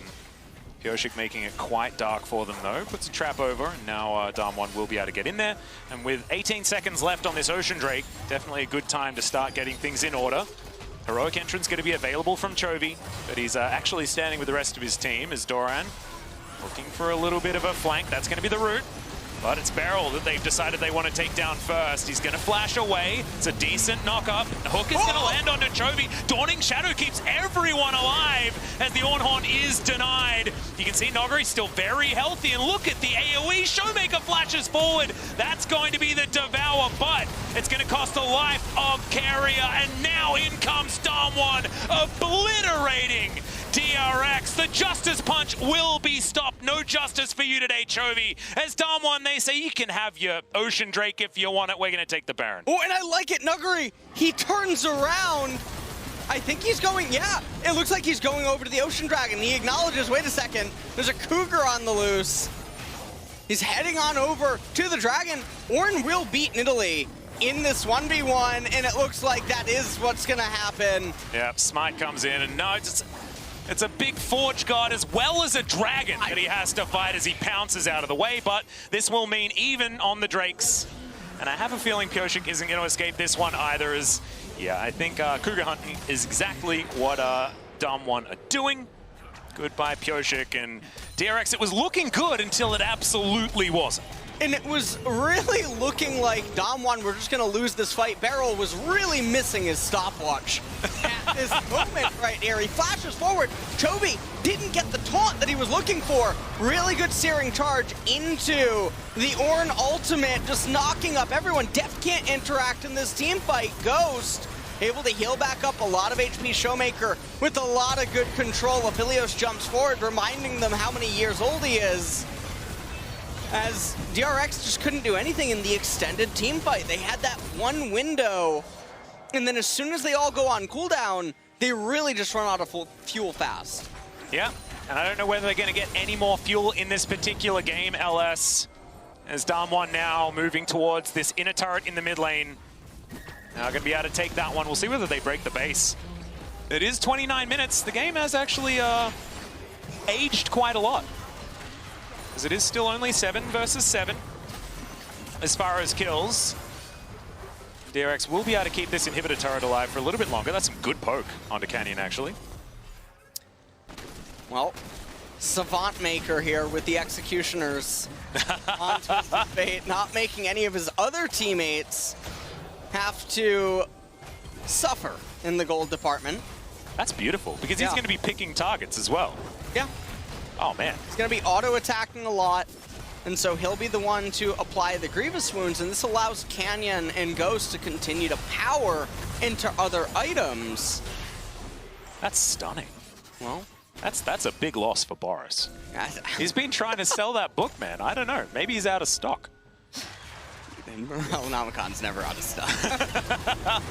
Well, DAMWON, they're looking to take this turret off the shelves, and they will be able to do so quite easily. Here's the gold graph. We're having a peek back at it yet again, and now it's swung back towards DAMWON, as we've got a 4,000 gold Baron power play at the minute. 45 seconds until that one's done, as you can see, Doran was looking for Canyon and unable to close the gap. And DRX, it's feeling like game one all over again, LS. I don't know what they're going to do, but they need to do something. They definitely do. And I like this. Look at the swap off. Twisted Fate sells his Executioners, gets the Zanyas, and Graves immediately picks it up. And so now Zanya's Paradox was completed. Yep, that's going to be his ornament of choice. Very nice. Yeah, he has Zeke's and he has Mikhail. So it looks like he's not going to get the Salvation ornament upgrade this game, but not going to be the end of the world. When we take a look at all the levels as well right now, Chovy is down 1 level, Def down a level to Ghost. And that's about it. The game still relatively even, but there is a lot of hidden gold on the side of DAMWON that the gold graph at the top doesn't tell you about. Yeah. Does tell you about a bit of it. Of course, Twisted Fate just liking to pilfer a lot more money than most other champions, but you're right, these ornaments really stacking up as DRX on the ropes, trying to defend against DAMWON. As we noted before, the 0-2 power spike for Nuguri, he was 0-2-0 and is now 1-2-4. See whether that scoreline's going to look better, as he's a very, very tanky boy. Warmog's now complete. Great spear to land on a Ghost, actually. And not a lot of sustain on DAMWON, so now going to back away. Still 4,000 plus gold in the lead. But this was a game that belonged to DRX. Yeah. And DRX, they were so far ahead at one point, but then just one blunder and everything went away. DAMWON, more and more items continuing to come in. Bloodthirst now on Aphelios, so it's not actually going to be the Death's Dance that traditionally comes out on Aphelios. Meanwhile, on the flip side, though, Warmog's completed for Ornn. Indeed. The Infinity Edge done for Deft, so if you're a David Freak Turley, just don't look. He doesn't like that item choice very, very much. But with Deft, he just wanted to build it. Get as much damage there as possible. We'll have a fair bit of crit as well at this stage of the game. It's Pyoshik trying to get vision in where he can. 10 seconds until this Ocean Drake will be soul point for whoever picks this one up. Chovy looking to try and get in there. Banshee's popped. We'll have Protobelt back available pretty soon, and also can join the fight at any stage. He'll pick up the mid-minion wave. Oh, this is a really terrible angle fight for DRX, though. They're running into Ornn, unless Nuguri presses his R. Yeah, that's going to be the knock-up onto Def, though. Great Devour comes through. It is going to be the Drake secured by DAMWON, but can they win the subsequent team fight? Doran diving forward, but DAMWON just reform the Phalanx, and now look for the re-engage. Piercing Darkness keeps DRX alive, but DAMWON, they got what they came for. Now they'll move away. Well, let's see what they're going to be able to do. Facing Soul Point now, Nuguri, he's going to clear in one more wave. And I don't know what DRX is really anticipating here. Baron's about to come up as well. That dance around the most recent Ocean Dragon is also telling us what to probably expect around this Baron. It's going to be pretty similar. Jax does not have his item completed. As we mentioned before, Chovy, he's stuck on these same items for such a long time. He's trying to get into the Rabadon's Death Cap. Nidalee She's picked up a Blasting Wand, Eye Edge on Senna, so a little bit of loss to Shopkeeper. Boris very happy. But DAMWON, on the flip side though, they haven't really gotten any major items either. Showmaker must be piling a lot of gold. He's been sitting on those control wards with the same inventory for quite a while. Yep. All right, there's the Gravitum. He's going to land the stun as Zhonya's is going to be popped here, but the Kitty Cat doesn't have a lot of options. Oh my god! Is able to keep him alive with the Devourer's Carrier, and even the collateral damage not enough to finish off the Cougar. DAMWON, though, now they get the flash out of Pyoshik, they get his health bar extremely low, and now they have full control of this Baron. Doran off to the side, will get a control ward into this Baron pit, but that's going to be the face check from Chovy. He's a bit of a tanky boy, does have himself the Zhonyas, as he's looking to try and get himself out, and yet again, I think I've seen that play before, as Carrier gets his Gargoyle to safety as well. That is a tanky boy. As Pyoshik. That's the Flash Gold card. Doran over the top, trying to get himself in there. There's the heroic entrance. They're trying to keep Pyoshik alive, but it fails. And that is going to be mid-jungle already dead. DAMWON picked as many fights as they could, trying to stop that Devour from keeping everyone alive. And they were able to do it successfully the third time. Now they'll be able to break open the base and take probably the safest Baron, if they would like to, unless they just want to try and push through for the win. Deft and Doran, they're going to try and hold on to these Nexus turrets. Carrier going to be there as well. Great double knock up there from Noguri. Devour comes through onto Deft, but now that's going to be on cooldown, and the stun is going to land. The Senna taken down off the backline as Canyon takes matters into his own hands. Carrier, he had a stopwatch, but he now doesn't have his life, and a second Nexus for DAMWON will be taken. This team looking unstoppable today. Yeah, they managed to pull it back in game number 2 off the back of really good team fighting. And DRX, with the team comp they had, with the position they had in the game, this is really scary because moving into game number 3, what does it really say? I'm not really sure, but DAMWON, they're looking very poised to just take this 3-0. Yeah, this is really, really, really dangerous because now DAMWON will move back to the blue side, and this is definitely their more winningest side. I have, of course, been talking about that quite a lot today. However, that is a lot of wins on blue side over quite a large period of time, and DAMWON have only looked better and better and better as these last few months have passed, and that obviously hasn't been dropping off here. These games have just been in so much control. The scariest thing is that they're putting the carry on Doran in that game. They're putting Chovy on Galio. Now, Galio is one of his favorite and I think premier champions that he actually has in his inventory. But again, this circles back to obviously no one else is getting the job done. So if DRX is going to have a chance, Chovy probably has to be on a champion that can just take over the game by himself. Yeah, exactly. Well, the Galio hasn't been it, but he was able to keep up in farm really well. Yeah. The early game was decent. It's a little bit of a danger, but to get a behind-the-scenes look on how the 2020 Anthem came to be, we can hear from all the major players who helped create the Anthem and their motivation behind its development. The episode drops on October 29th, and you can listen free exclusively on Spotify. And that will do it for us, and we'll see you back for game number 3 after we hear from our analysts.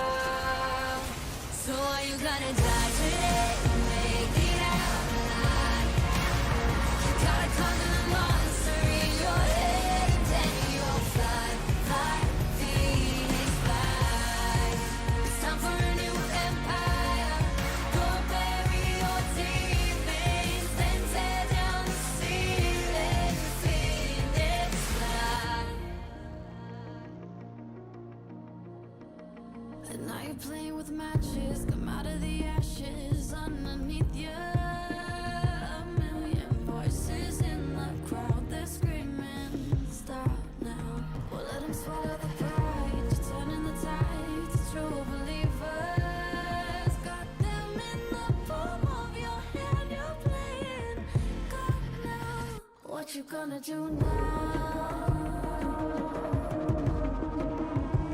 It's your reflection looking back to pull you down.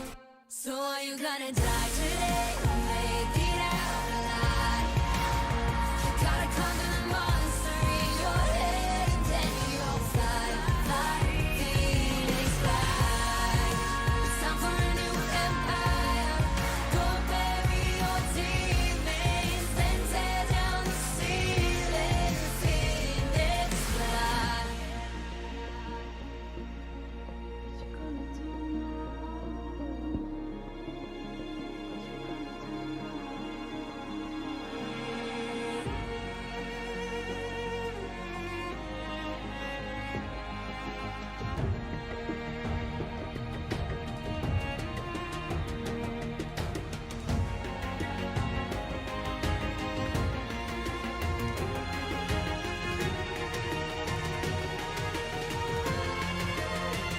So are you gonna die today or make it out alive? You gotta conquer the monster in your head and then you'll fly, fly.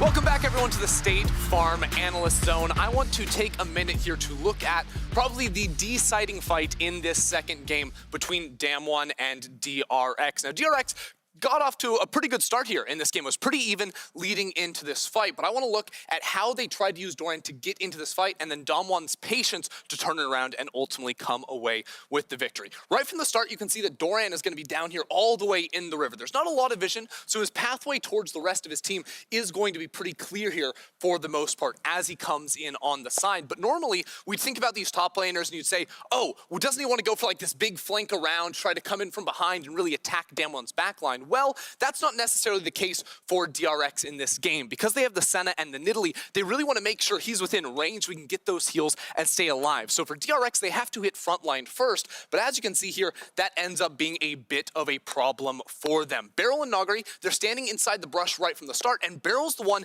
that gets picked off. Didn't see Dorian coming around from the side, so he is going to instantly fall down. But look at this.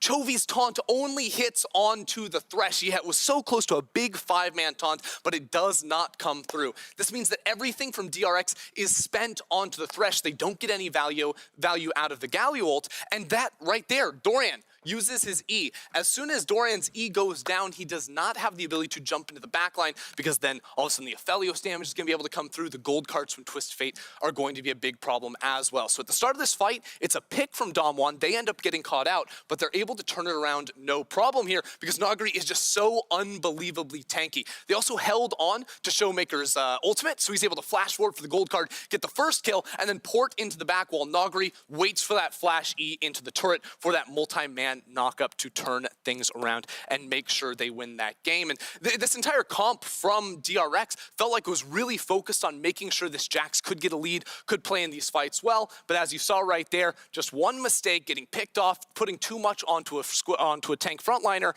and not a carry means you're going to lose a lot. I want to head over to our other analysts here as we chat about the rest of this game. Yeah, and I'd love to take this opportunity to talk about kind of the Jax, but also top lane priority and the way the games are played and won in this meta and at the 2020 World Championship.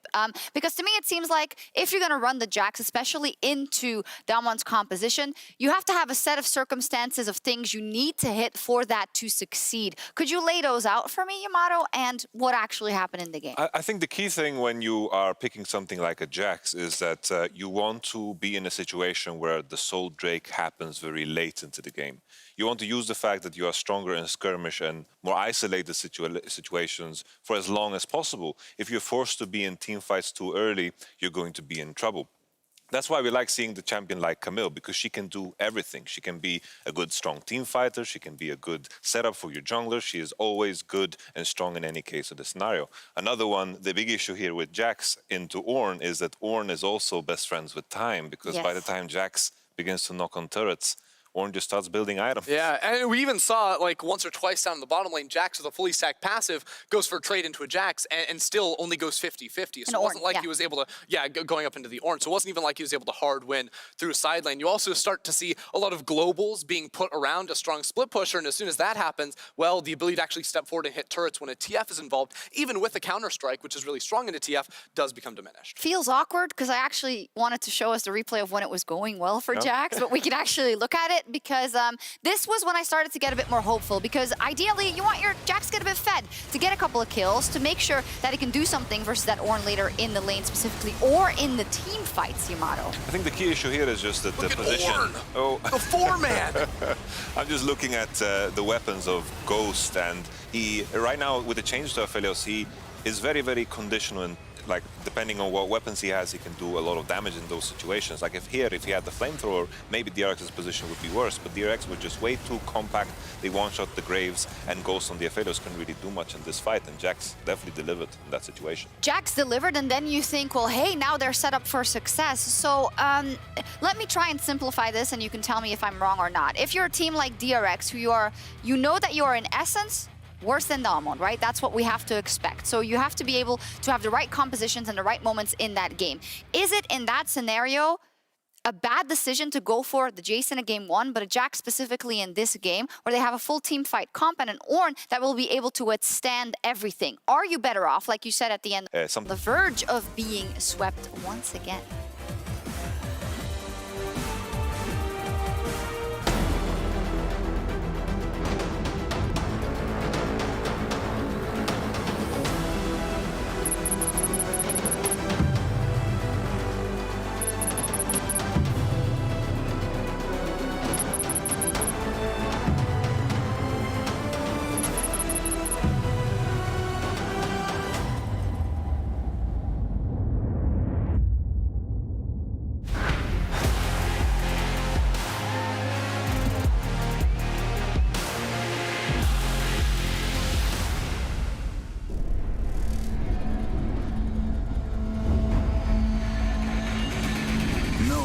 Promised tomorrow.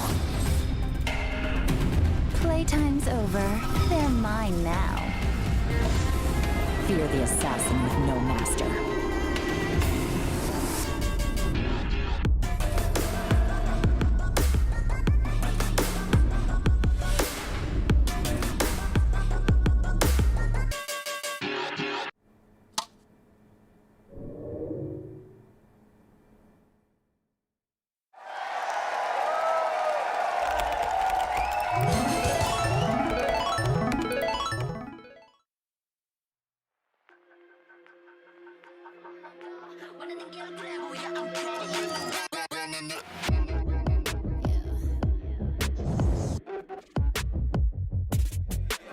Moving too fast, life moving in slow-mo. I'm a god, but I act if you don't know. Homie, better put your pride aside. I'm a Benz, get more like a Volvo. Your best stuff looks like my words. Synapses, fire, and burst. Got the whole crew with me, about to do damage. You know we ain't average. I ain't gonna say this again, but it's in my time. Better look in my eyes. I'm a genius in the skies with my heart on my sleeve. You force, you will block to a king in his prime. Everybody got a line. Sit back with the stars in line. I finesse like my life on the 9 was a diamond in the rough, and now I shine.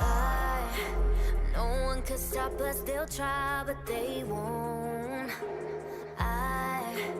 Nada nos puede parar. Oh no, we're wide awake now. Our eyes are wide open. We're running this world. We're keeping it turning. We're living like giants.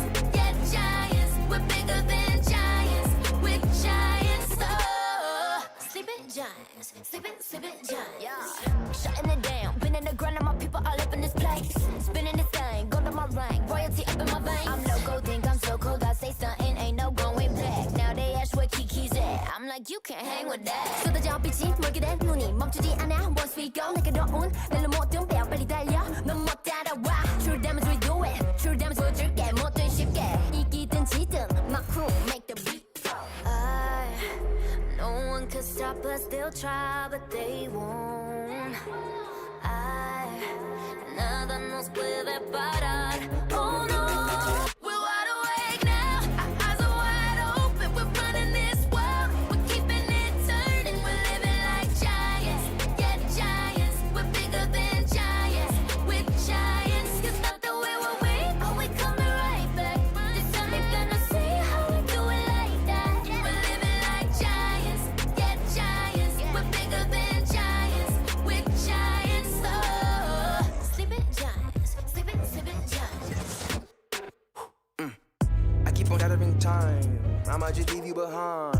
Homie, you stuck on rewind. You should quit sleeping on mine.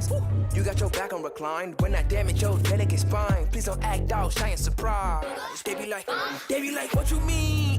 What is your winning scheme? I got a giant team. Biggest my self-esteem. Run it back, man. They think they go hard, I'm like, come again. You run at a time and I'm busting in. While you stumbling, I got this blade in my hand for your punishment. We're wide awake now. Our eyes are wide open. We're running this world. We're keeping it turning. We're living like giants. Yeah, giants. We're bigger than giants.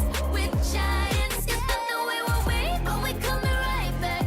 This time you're gonna see how we do it like that.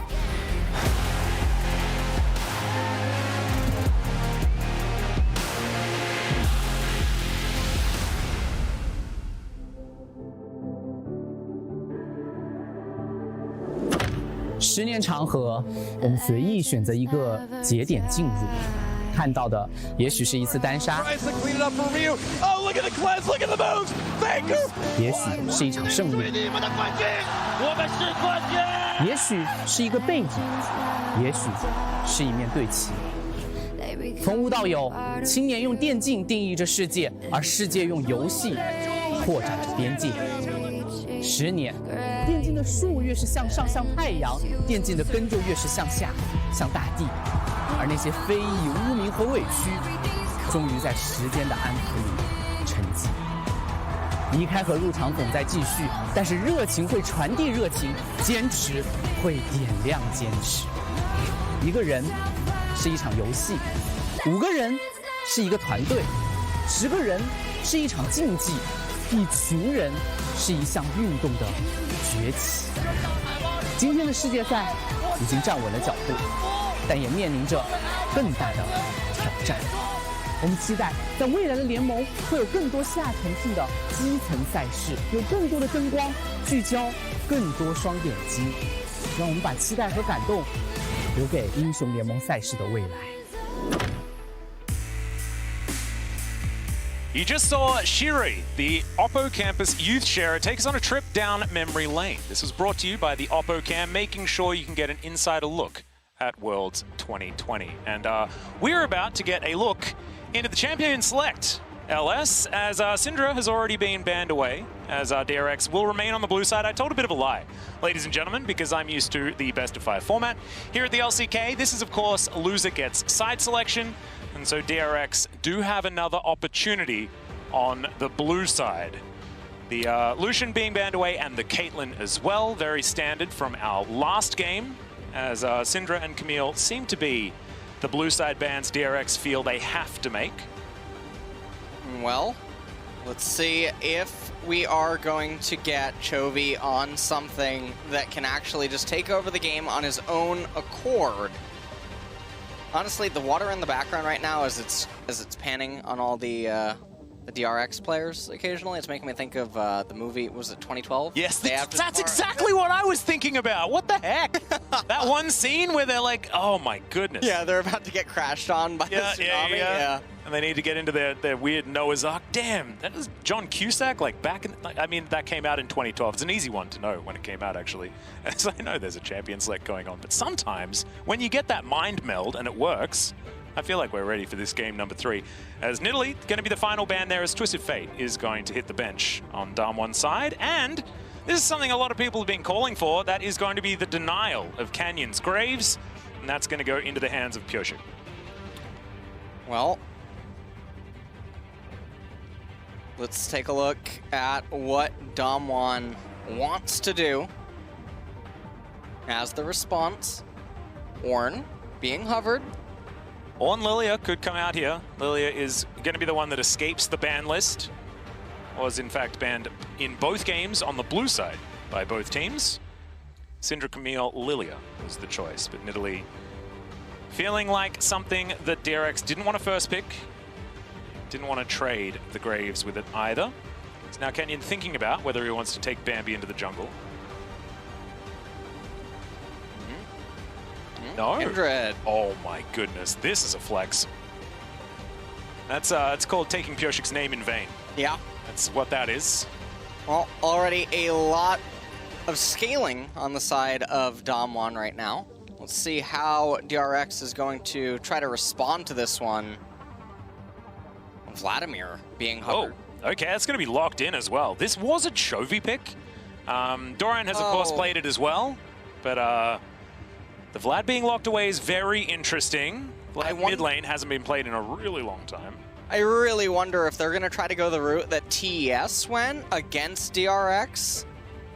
If you recall that game, the final one. But yep, that would be a really big blunder because DRX were very favored in that game before just botching a couple of late game team fights. But no, it's not going to be that way. Senna is just going to get picked up here by DRX.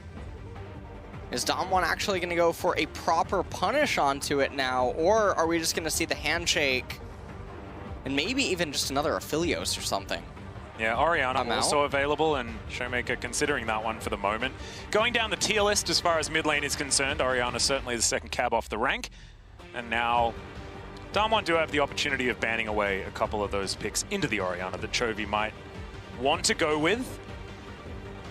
See whether the Galio makes it through here, and whether Chovy actually wants to play it.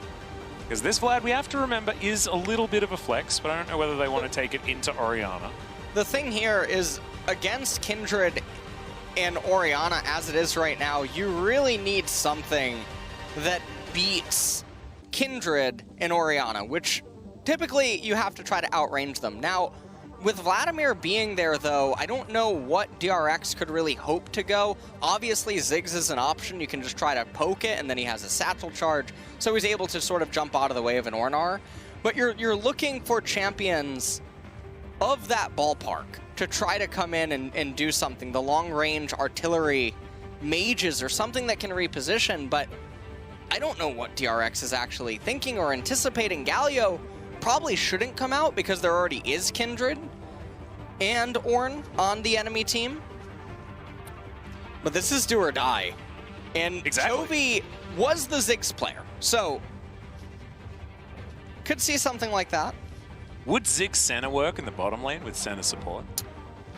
No. No? Just wouldn't work? No, Atlas. I just like talking about flexes, man. It's exciting. Ezreal going to be the final ban here. They're going to leave the Kalista up, if that's where DAMWON would like to go. And they're actually holding on to Ghost's pick until last, wanting to see the whole bottom lane, as that's the Pantheon locked away. Was something that Carrier could have gone towards as well, so a bit of denial there also. Really good timing for a Taric or something of that nature. Yep. There's a lot of trickery against Kindred, very good against Ornn, very good against Pantheon. But no, they're hovering Braum. Oh, how exciting. Yep. Door versus Shield. See which one is going to come out ahead here, as now DRX going to have to reveal their hand. Looking for long range artillery. Is this the Pyke mid? Ooh. Is Chovy going to do it?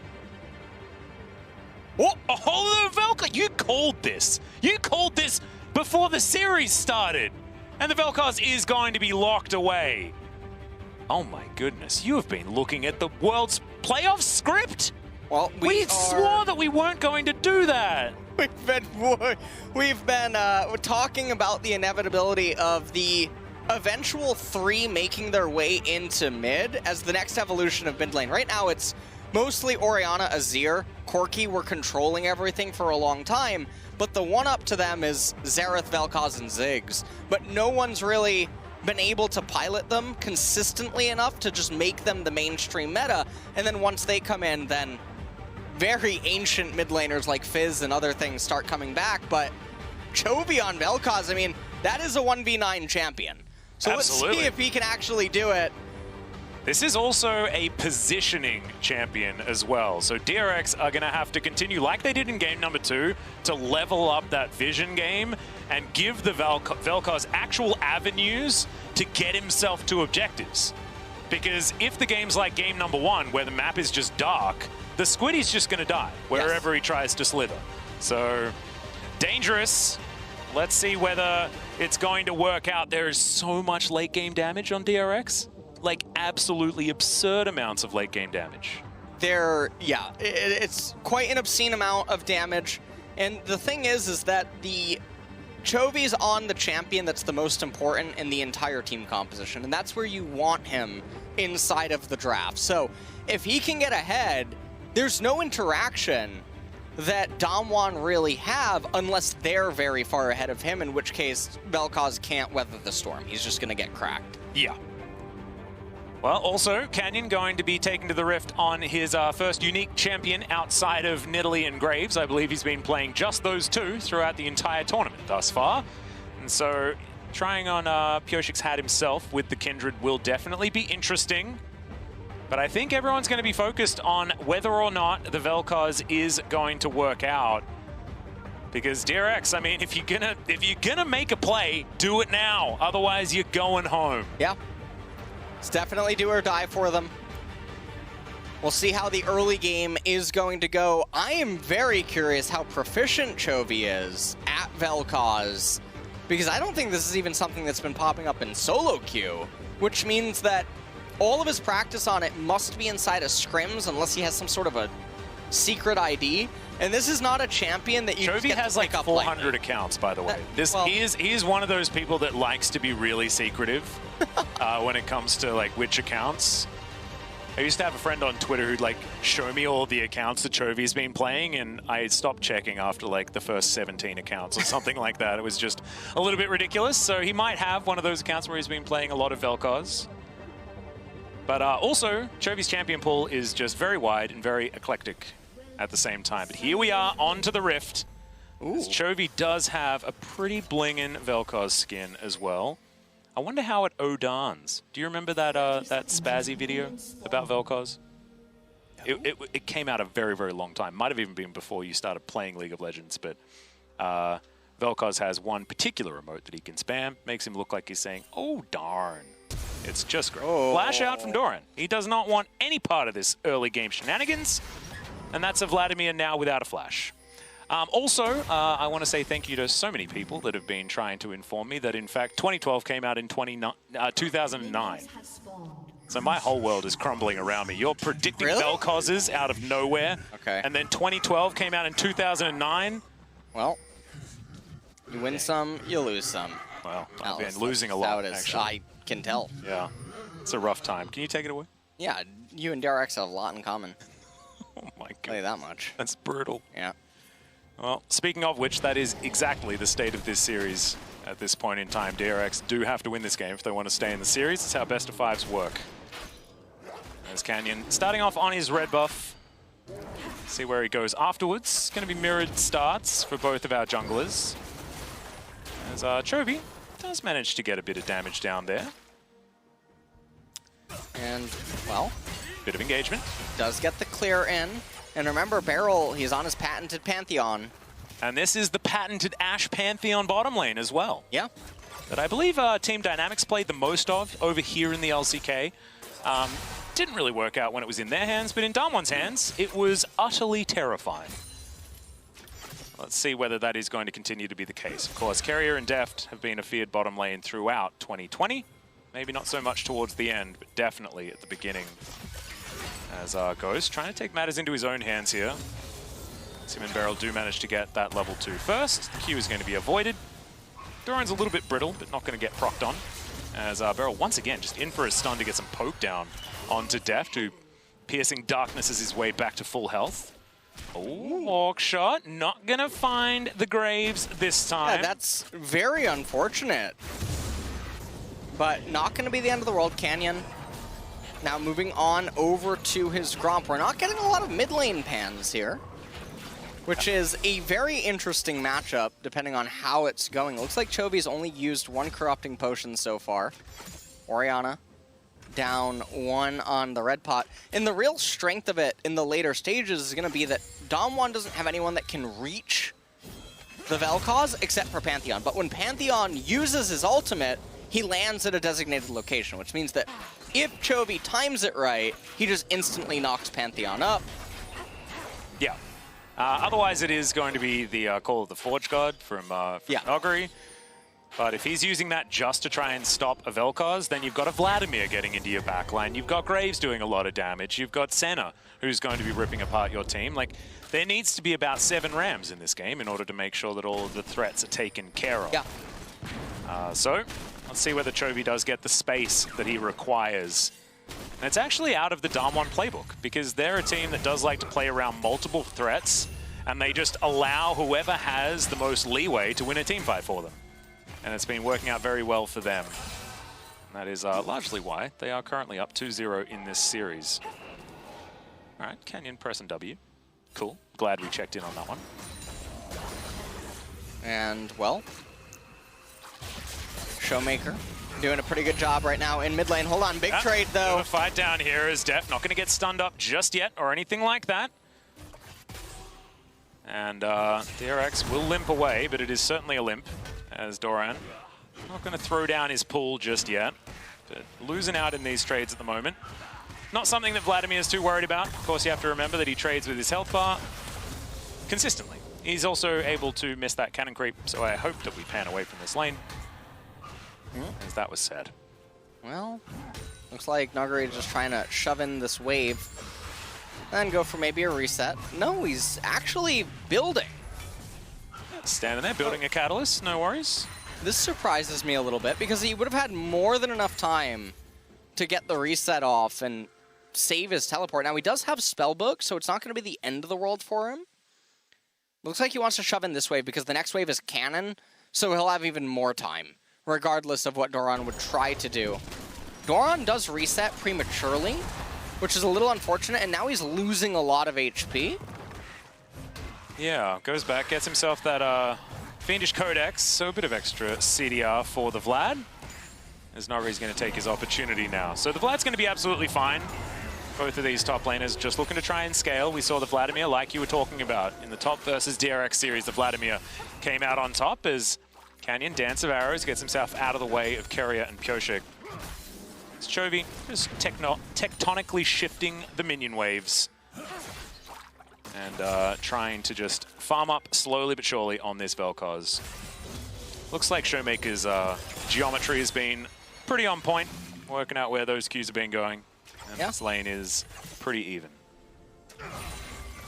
And the thing here is the bot lane is oh, hold on. Yeah, Ghost gonna get flashed on here as Pyoshik flashes in as well. They're desperate for this kill as Deft is gonna be able to get that snare, and they do lock down First Blood. In the meantime, DAMWON looks like they're gonna be able to get this Mountain Drake, unless DRX get over here, but no, not quite in time.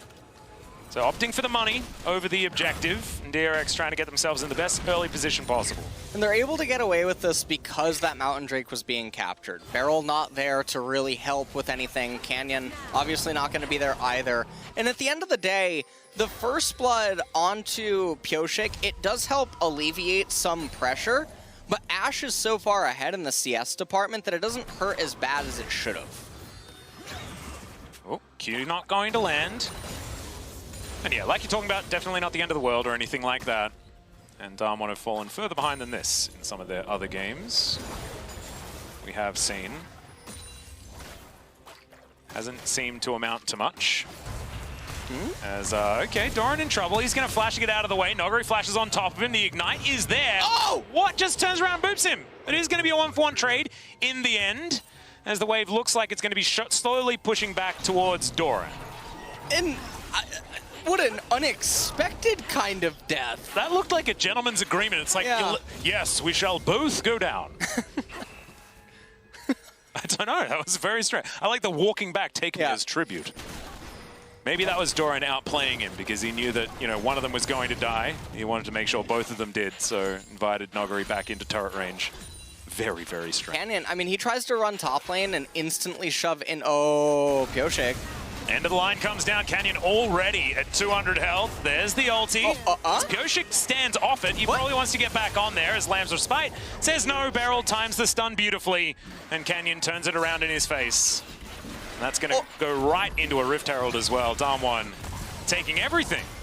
I don't know what Pyoshik is even thinking there. I mean, he's actually about to attack his most played champion too. You would think that he would understand how the trade pattern would actually end up going. And even though he gets Kindred very low, you see the effect of Lamb's Respite. You know that other people must be coming. Yeah. And so, very surprising decision here. Let's take a look at how this all transpires. So, Orin uses his ultimate, gets the knock up onto Vladimir. Ignite was cast a little bit late, and then right here, this was just a spacing game. And Nuguri ends up trading 1-for-1 there onto Doran, which I would say is a pretty good win for Nuguri. Well, we'll see how it does turn out as this game progresses. Nuguri is going to be ahead in farm by just a little bit after he breathes on all of these creeps. And yeah, I mean, it was a 1-for-1. It's okay, but it was just a very weird way for it to eventually pan out. Deft getting a lot of value with that Piercing Darkness as he's now going to go home. Pickaxe now in hand. Taking his time when it comes to stacking up the mana, the Tear of the Goddess. And the Manamune not going to be completed just yet, I believe. Actually has to walk all the way back to his turret. See whether he can afford it on this next one. Good knock up there with the Searing Charge as Doran goes into his pool. Gets a bit of health back there up against Nuguri. Crimson Rush. Actually is going to get zoned away, so Doran misses out on that extra spell vamp. And this game is still just very stable right now. And for a lot of people wondering, well, what is supposed to happen in the Vel'Koz-Orianna matchup? Really, I mean, Chovy is winning right now in the CS department, yes, but the real strength comes later in the game. Once the Vel'Koz starts getting a couple of items, once his base abilities have reached max rank, and then he's able to just be protected in the mid game and constantly unleash a barrage onto the opponents. Yeah, not to mention all of the CC with the Glacial Augment. Certainly was why Vel'Koz was utilized in the bottom lane as well, largely by DRX actually, as it was something that Deft liked to pick up a couple of years ago. Pyoshik getting on over here, just trying to see whether there's anything to steal away in the jungle. As Nuguri does have to be careful here. Graves is on the loose. Now Doran moving past this minion wave. There's the Hemo Plague as Doran is going to find him. Red buff now is going to be there as well. End of the line. Hits once as Nuguri going down very, very low, and Doran is going to be able to secure that kill. An unnecessary collateral damage, but a celebratory one. Yeah. And now, I mean, the response here by DAMWON is to summon Rift Herald in mid lane. Yeah, live form Disintegration Ray utilized just to get rid of the minion wave.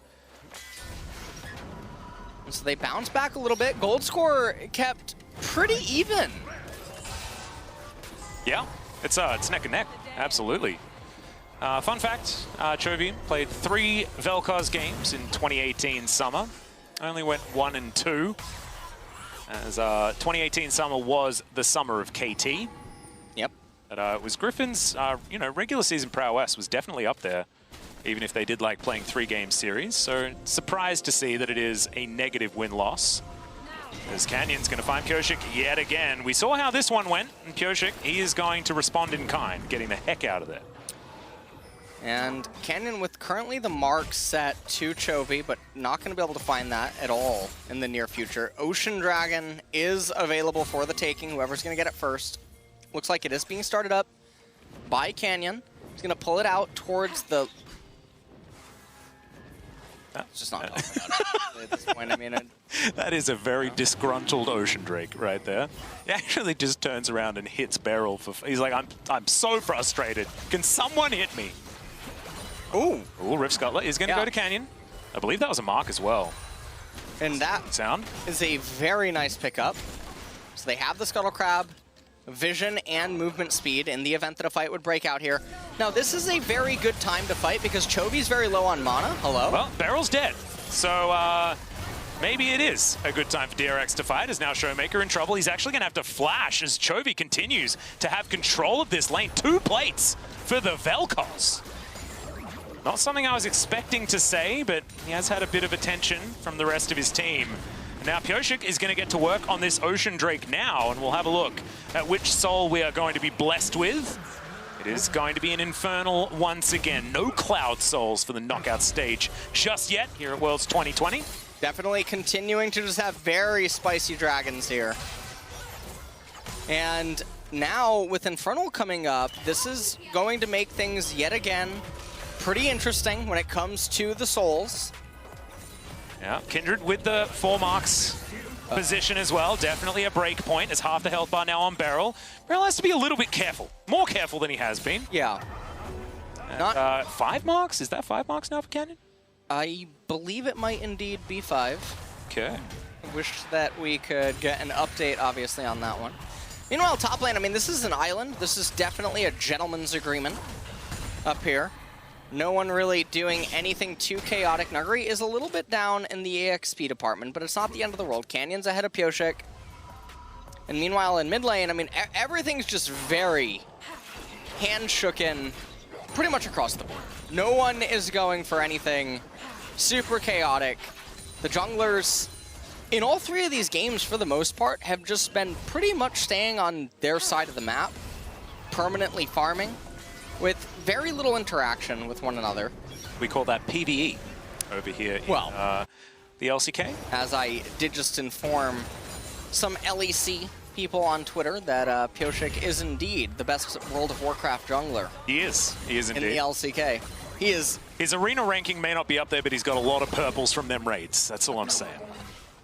He's very well prepared for Shadowlands. All right. Chovy looking for a little bit more here in this mid lane, just wanting to make sure that he can keep this one shoved and give Pyosik and Doran enough space to take down Shirley. We've crested the 15-minute mark. Didn't actually keep my eye on plates as now Carrier looking to try and get out. Piercing Darkness says no to Canyon. But he does have a bit of control here, as you can see Ghost moving down towards the outer turret on the bottom side of the map. No plates to pick up, but they are still looking for that first turret. Try and feed a little bit of gold in. You can see a 30 CS lead for Ghost as well down here bottom side, and a teleport being forced out from Doran actually to keep this tower alive and to keep these teammates still in this one. There's the man drop coming towards the mid lane as Pyosik stays in amongst it. Chovy trying to get himself out of the way. Noguri is going to knock up the Graves, was out of range of the Vel'Koz. There's a disintegration rate. Beryl gets himself out. But you can see Pyosik was not so lucky, and Noguri grabs that kill for himself. And Nuguri ooh, Beryl almost dying right there. Nuguri actually behind enemy lines. He's getting surrounded. There are 4 versus 2 right now. Can the rest of DAMWON actually get in here is the question. They're looking for the stun to land onto Noguri. Searing charge, knock up onto 3 as Showmaker gets a 2-man shockwave, and Def just gets obliterated. Now Canyon looking for a little bit more. Carrier gets out of there as Chovy with his super soaker, but he's in a water fight, and these guys are using bows and arrows. Still gonna get himself out. Look to replenish all of that mana. In the end, DAMWON actually doing okay in the fight that looked next to lost. Yeah, that definitely was a lot of quick improvising by DAMWON there to make the best of a pretty bad situation. And they managed to get out. Chovy did go during that, so that is probably why Canyon, I guess, went over the wall. Now Doran on the Vladimir, he's 3-1-0 currently up in top lane. He has the call completed. The gold score still very, very, very close between these two parties. Ooh. Not sure. Ooh. That's a really nice sidestep there from Doran to start this one up. Proto Belt used as well. Remember, he's still sitting on the pool. This is a very difficult dive. Yeah, they're not going to be able to make it work, especially not without a minion wave. So Vladimir still pretty safe. Still has his flash. Yeah. Sanguine Pool's going to be up pretty soon too. Not totally sure what they were anticipating to happen there. Pyosik is going to get Gromp right there. He's getting tagged a little bit by Ghost. Showmaker here as well. Maybe they can get Pyosik to use his smite and then he won't have it for the dragon, depending on Okay, Arrow is going to connect here as Chovy tried to disintegrate someone off to the side, but Pyosik is the one in trouble. Ghost, not a lot of mana, but he's got arrows, and he will be able to take them down. It is going to be Chovy falling as well on the fight on the top side. We'll have to check that one out in the replay as Kerry is going to get taken out by Showmaker.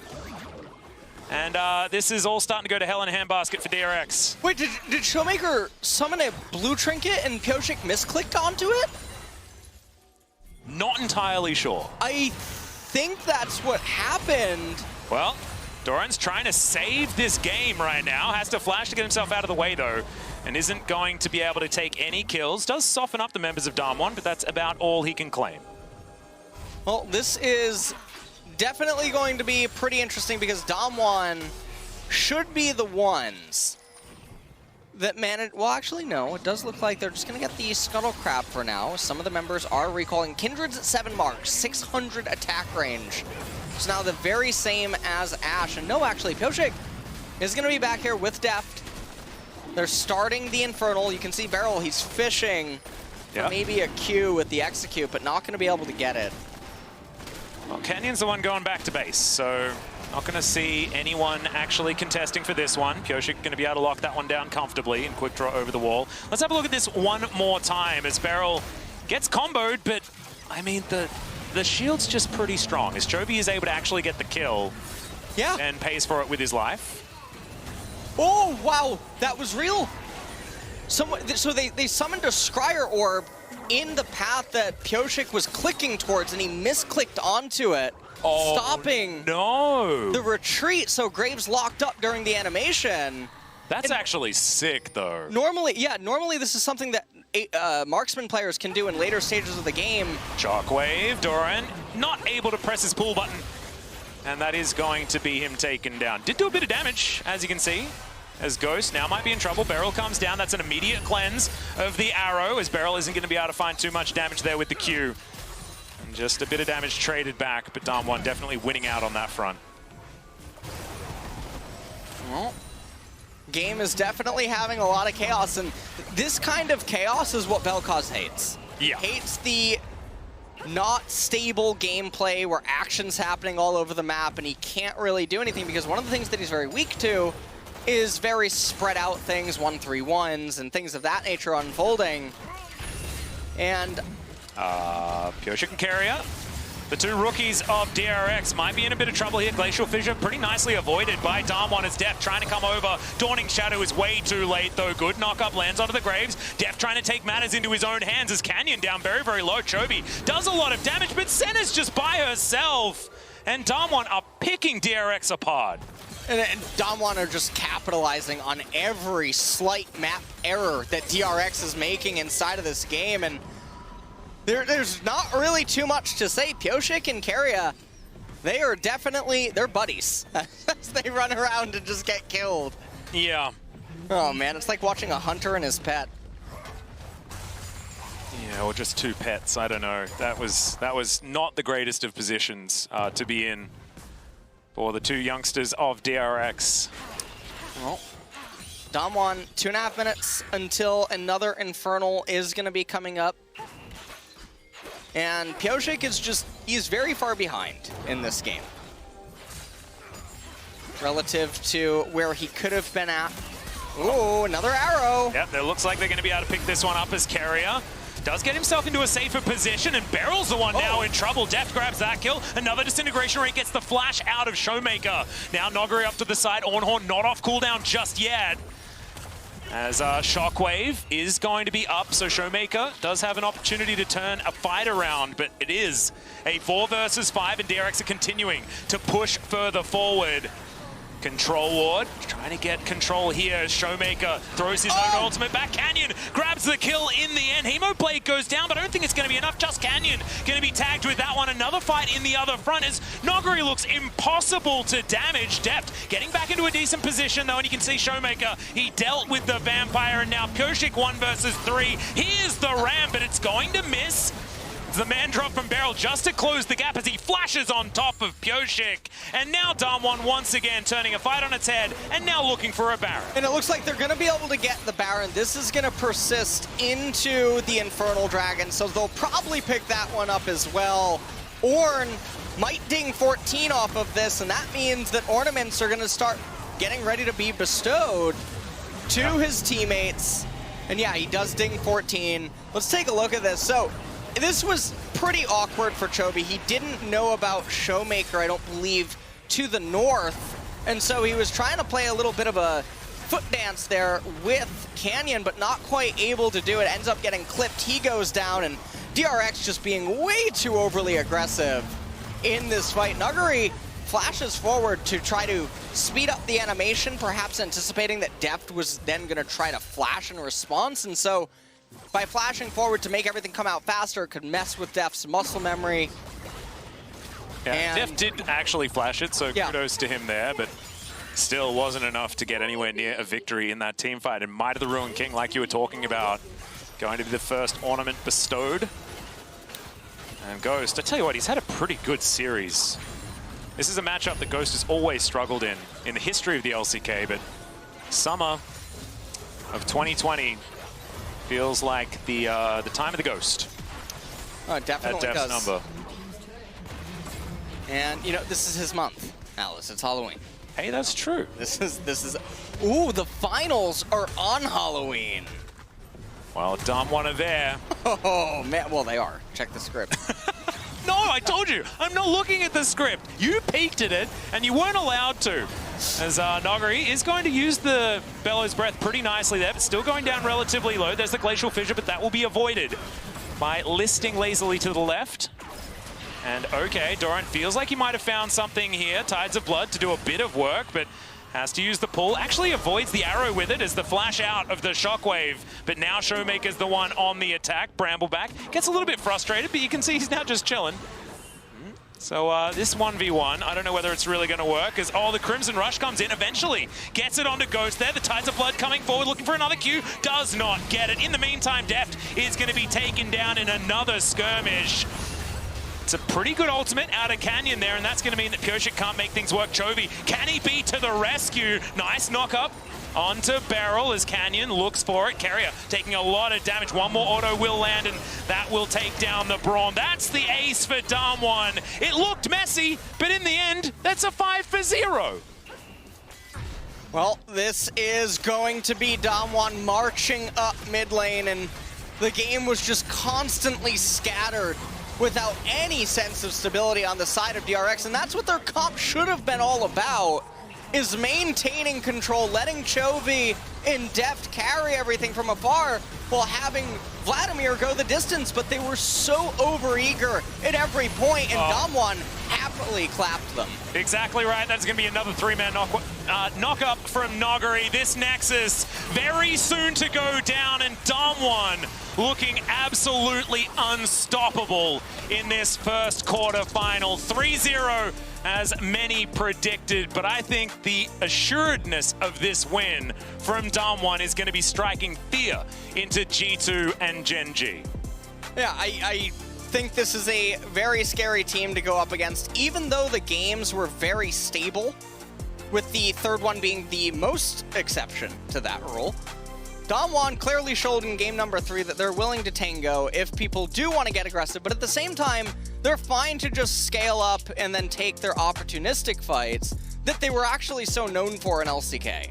Yeah, exactly right. And it is a bit of a sad day as well. I mean, I'm sure DAMWON didn't want to be eliminating another LCK team in their first playoffs match here at Worlds for 2020.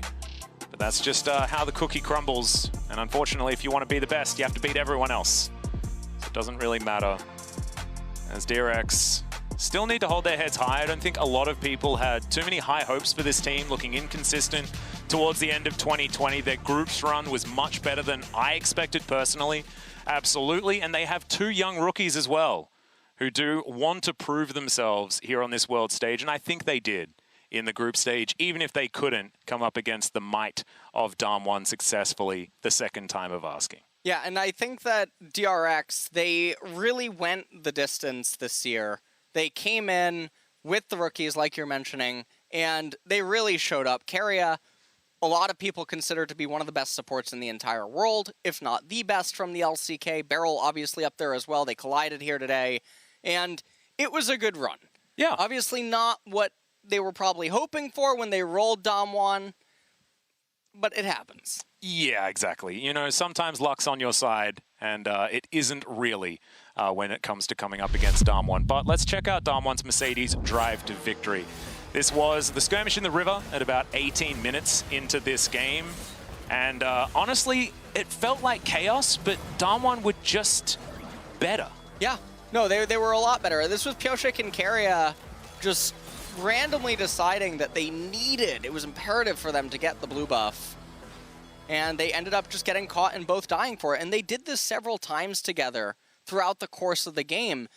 This really felt like that gif of, is it Childish Gambino when he comes in with the pizza boxes and the house is on fire? That's Chovy. Yep. That is, there was no way to stabilize this game so Vel'Koz could do what he was picked to do. And it really just made no sense. In isolation, actually, Chovy did okay, but I do want to talk about Showmaker. I feel like Showmaker was the one that was really enabled in this series and has finally showed up to the world stage in the way that we want to see him. But, ladies and gentlemen, our Worlds 2020 coverage continues after this as our experts are ready to tell you more about DAMWON's win.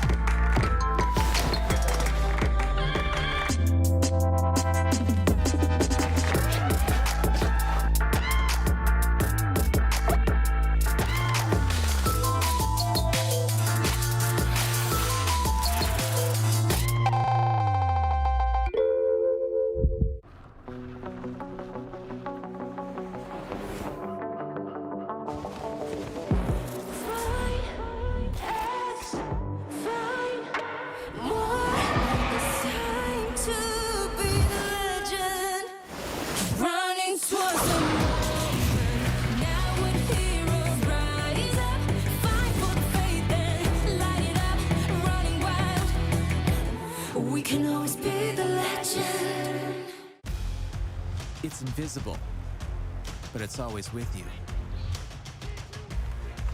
It's the defender of your decisions, the bodyguard of your buffs, the guardian of your greatness on the Rift. It's the Cisco network.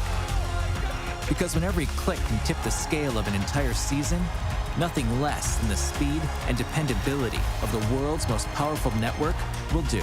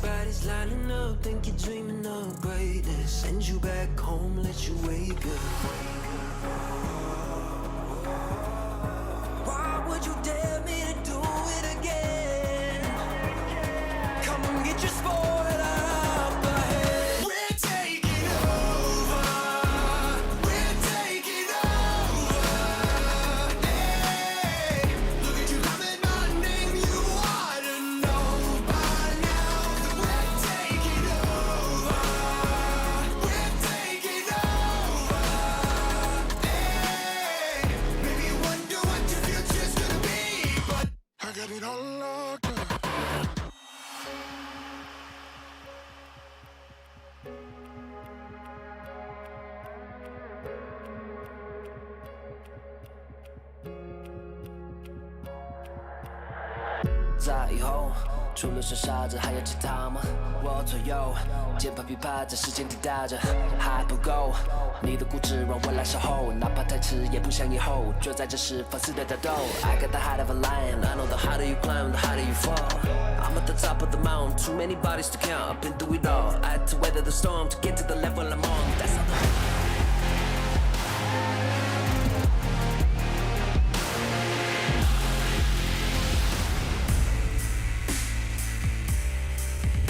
Welcome back to Worlds 2020, where we just saw DAMWON sweep DRX in our first quarterfinal.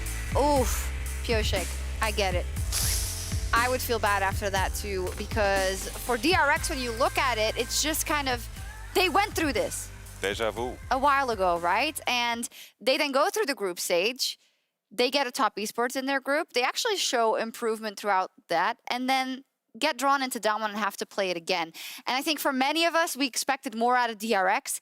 And for me, it's hard to see how good DAMWON was, because they clearly are, and how much DRX also dropped the ball both in draft and in execution. So I'm going to leave it to you. Yeah, it was just really interesting because I think we saw, at least in the LCK finals, that DRX tried to play a little bit more early game focus, playing through their jungler a lot to get leads, and then they were shut down in the mid to late game. But in the drafts today, it was all about matching the scaling of DAMWON, but just executing on it worse in the game and not setting yourself up to the same level I think DAMWON. Yeah, for sure. I think DAMWON just showed time and time again that they understand how the compositions need to be played out. They waited for those moments and capitalized on DRX's inexperience.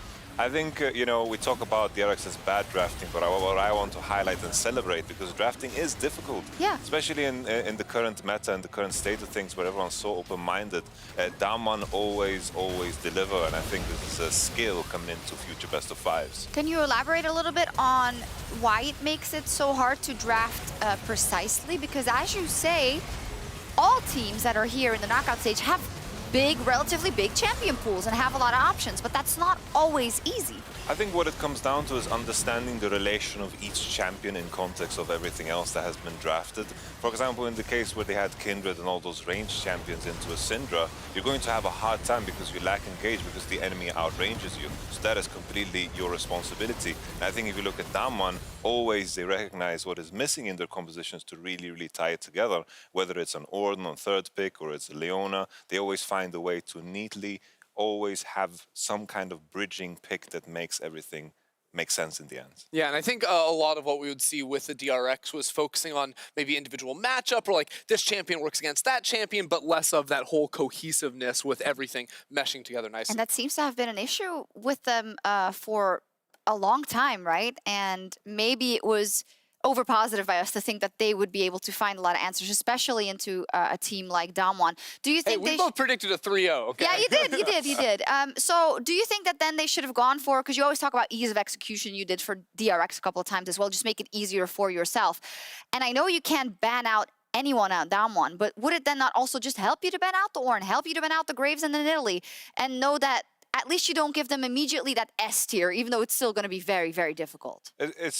When we were preparing against DAMWON in the regular season, it also always felt like there is not enough bans to put DAMWON in that position. It's like you reach a certain level, and when you reach that level that DAMWON has, there's no bans that are going to push them out of the game. There's nothing that you can really target. DAMWON is a very well-rounded team, and when you begin to look at these band-aid solutions that we maybe saw in play-ins or maybe in group stage, pick the Ornn for simplicity. When you want to beat a team like DAMWON, you can't look for band-aid solutions. You need to have everything down to the pin. DRX had one strength, which was the early game, and maybe they could piece it together. But even that was something that DAMWON had full control over through their bans, because DRX didn't have as much flexibility like a DAMWON. Yeah, DRX sort of gave up, I felt like, a lot on playing the early game style. And then to speak a little bit more about like banning, I again don't think banning out anyone is necessarily the right answer. It's not out, They banned the Ornn first rotation in game one, right? Yeah. And then, you know, it was taken a little bit earlier in the draft, Good point. later games. But like game one, you know, Yamato already mentioned it, there's no engaged frontline. And then game three, we see the same thing, where the only frontliner is Braum, and Braum can't really take space on his own either. Like, I think like having a Nautilus, where we saw the Leona from DAMWON in game one, offers you so much in terms of threat, because DRX could walk anywhere on the map, but you don't exude any threat, because what's going to happen? Graves ease forward on you, like, that's not that great. Yeah, I think that's a good point, and we have those thoughts about DRX's drafting and also just the way they played. But at the end of the day, it's going to be very hard to beat a DAMWON anyway. They are an extremely strong team, and I think that's what we should direct the conversation to. You already said drafting against them is hard because they are so good at drafting throughout their versatility, but also the coaching staff who always make it work. And I think when you look across the individual players, they're also fantastic. And the Oppo player of the series for this one is actually Showmaker. Atlas started to make the point when he got Oscar musicked out of his caster point, but it's very hard to choose a player of the series for DAMWON. So, Coach Zeph, what makes it go to Showmaker in this one? Yeah, I think I was pushing for Showmaker. I think there's an argument to be made for Nuguri. I know that Denda really wanted to. Look, it was complicated with this game. Yeah. I think there was a lot of kingdoms just cooperating here. I think Showmaker had the task of playing against a Chovy, who was heralded as the best player coming into the series from DRX's side. I think that matters. I think Showmaker showed a great Cinder performance, good Orianna performance, a good Twisted Fate performance, just overall good flexibility and solid gameplay throughout. And may I ask, are we just not going to see Rockstar mid lane performances that much as we have in the past? Is it just going to be you can play an Orianna to perfection that can also look dirty? I mean, look at Jensen versus G2, for instance, or in this game as well. But it doesn't seem like there's as much. It seems like it usually goes to control mages in the mid lane or some that can have cross-map effect like a Galio, but not the crazy things anymore that we saw of years past. I think that it's important to say that mid lane, maybe it's not as flashy, right, when you're playing for your jungler, but it's still a huge impact. Yeah. Having a really strong laning mid laner who takes control of the lane and can assist the jungler and how they want to play for enemy raptor camps and crabs and all this stuff, like, it still has a major, major impact in the games, even if it isn't as big, as powerful, as flashy as prior years. Yeah, I think also as we go deeper into the tournament and as the meta develops, today we saw some jungle bans. Maybe more jungle bans will begin to land. Maybe teams don't want to give up a Graves first pick to pick up the Kindred as we saw today, because you can draft a composition that thematically counter Kindred. So maybe with more jungle bans coming into the picture and us being pushed towards maybe a set jungle again, maybe the Volibear comes back, then maybe we're going to see the classic style where everything is about the mid laner, the 3v3 fights on mid, where the support is supporting the mid laner, some things that we saw with top esports, maybe a G2. I think there is some potential for that to come back. But now with the current jungle meta, the focus is on that and their camps. So it's all about whatever advantage you get in mid lane, instantly becomes transferred in terms of gaining information, gaining prio for your jungler. It's all about spreading it quickly instead of just gaining a lane advantage. Mm-hmm. Oh, nice. Thank you for that context, you guys, because, like, you know, you always want to see the Akali's versus the Aurelias, but that's just not something that's very viable right now either, especially from Aurelia's side. So with that, I don't think anyone has gained too much from this best of 5 if you're going up against DAMWON in the next one. And that's going to be G2 or Gen G, depending on who wins it there as we look at the bracket now. It's such a hard one because it almost feels like you just saw the same thing that you saw in the LCK Summer Final. And I wonder if that's going to be a good thing for DAMWON going forward. Because on the one hand, they didn't really have to show anything that, you know, any future competitor in then Gen G or G2 could walk away from and say, this is how we beat them. I think it's super interesting because we have, you know, obviously today was the LCK versus LCK matchup and the LPL versus LPL is going to come tomorrow. These matchups where you play against teams that you've played against all year are completely different when you're facing a new team because, and this is something Frost talks about all the time, but it's about like finding the individual tendencies and you're playing the enemy team as opposed to playing your game a little bit more because you just know the ins and outs. You know what the enemy jungler is doing in Fog of War even if you can't see him. It's these types of things that you really get a read on. So I feel like we didn't see a lot because DAMWON were the better team and DRX didn't really challenge them, but this team is still incredibly strong going forward. Yeah, for sure. I agree completely with the notion that DAMWON facing off against DRX is a matchup that they know each other so much, and they played 18 games already this year. Yeah. So that's something that they've figured out and mapped out. So there's no need to really show anything else. The question is, how is DAMWON going to, you know, function against, for example, European team? Like if they face off against Gen G, we might have just a similar story same once thing, again. yeah. And then maybe in the final an LPL team or maybe Fnatic, who knows? I'm not making predictions here. Just to talk about, you know, the context of DAMWON, I guess the question is how are they going to be handling with the curveballs that might come from different regions?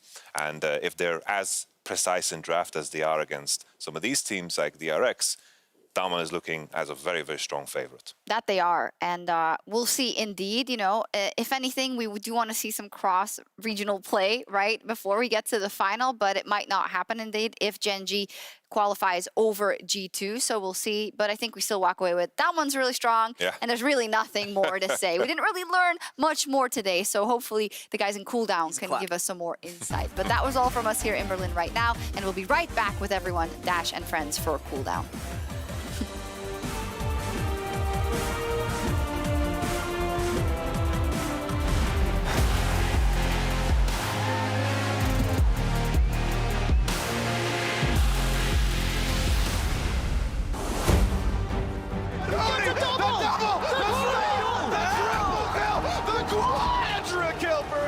For you.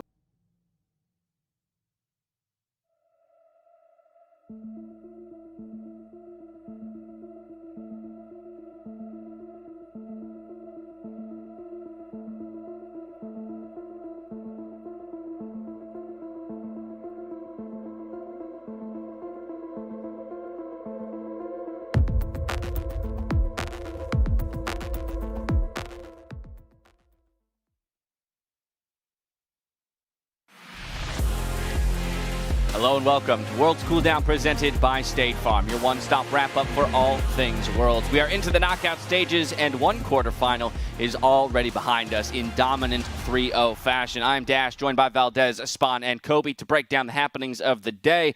Valdez, I'm coming straight to you because DAMWON Gaming, a dominant victory, very reminiscent of a recent series over there in the LCKs, as some might recall. Yeah, the thing is on the pre-show, Shox asked me, what have been the developments from the end of summer to Worlds? And I thought to myself, and it was pretty much that DAMWON just continued to be really great. And DRX, while they hadn't shown too many mistakes, I kind of knew it was coming. If you watch them enough in the LCK, you know that either they're going to, do the old Jin thing where it's like you sit there and you wait and you slowly die like they did to top Esports and to DAMWON in Game 1. Or you have a Game 3 where it's like no holds barred, everything out the window, crazy game, like everything's all over the place. Well, at least Game 3 was a bit of fun. So yeah, that. And I really do feel like when you watch these two teams play, that DAMWON just cover DRX's strengths insanely well. And they have similar objectives on the map. So when you cover someone's strengths, but then have different strengths of your own and different members that can perform and pop off in the way that, you have a look at people like Showmaker or Noguri, it really does just make you nervous for how the series is going to play out, because you have to play at such an elite level as DRX across the board to be able to take down this DAMWON lineup, and to be able to do that in a best of 5, well, that seems like an ask too big at the moment. Yeah, and I feel like I was kind of disappointed because I wanted DRX to reach more for some versatility. Because to Brendan's point, I went back and I watched in preparation for this best of series, the last game of the LCK finals. The one where he gets a quadra kill at the dragon and steals the dragon, and at 16 minutes you're just like, okay, well, you've been done in. I wanted DRX to really try and push it harder, go for level 1s. In the group stage, we saw them have games where they were trying to actually set up Pyosik really early on. They have had Pantheon support going to deep ward for him, get him Nidalee so they can try and counter jungle and start some sort of game plan. But if you play versus DAMWON and you try to play the slow one, setting up for these objectives, Nuggery back on Ornn multiple games in a row, they're fine with that, and they'll just slap you down. And you got to wonder, Valdez, because I love that you called the shots there in referencing the finals and the two types of games we could see.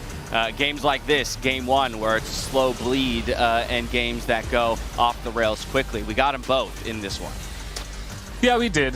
This first game, I wasn't sure what to expect, right? They had this big fight around the Rift Herald that LS very nicely pointed out. It didn't exactly have to happen, but it was pretty interesting. And then we had this nice play from Keria, actually, where he is really doing a great job in this first game of just mirroring everywhere that Beryl goes. And he just had an excellent job of doing that. Unfortunately, it wasn't enough because, although he was in the right place, he wasn't really able to pop off in the same amount that Beryl was later on in the game. And, a nice assist, but DAMWON just a little bit too clean in this game. Yeah, that game, I actually had a little hope, right? Because you mentioned the carry play there for some defense, and then Pyosik was able to steal that one dragon to buy them some time, and you're like, okay, maybe they can stall it out and get a big team fight, and then DAMWON just crushed them in the next team fight anyways, and you're like, okay, well, I guess we see where this one's going.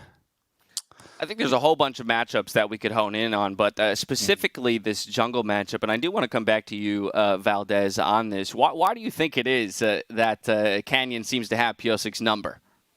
Well, it's a little bit of what I was saying in the pre-show, where Canyon, I think, is a little bit more active, whereas Pyosik, he tries to go for plays. They're not nearly as clean.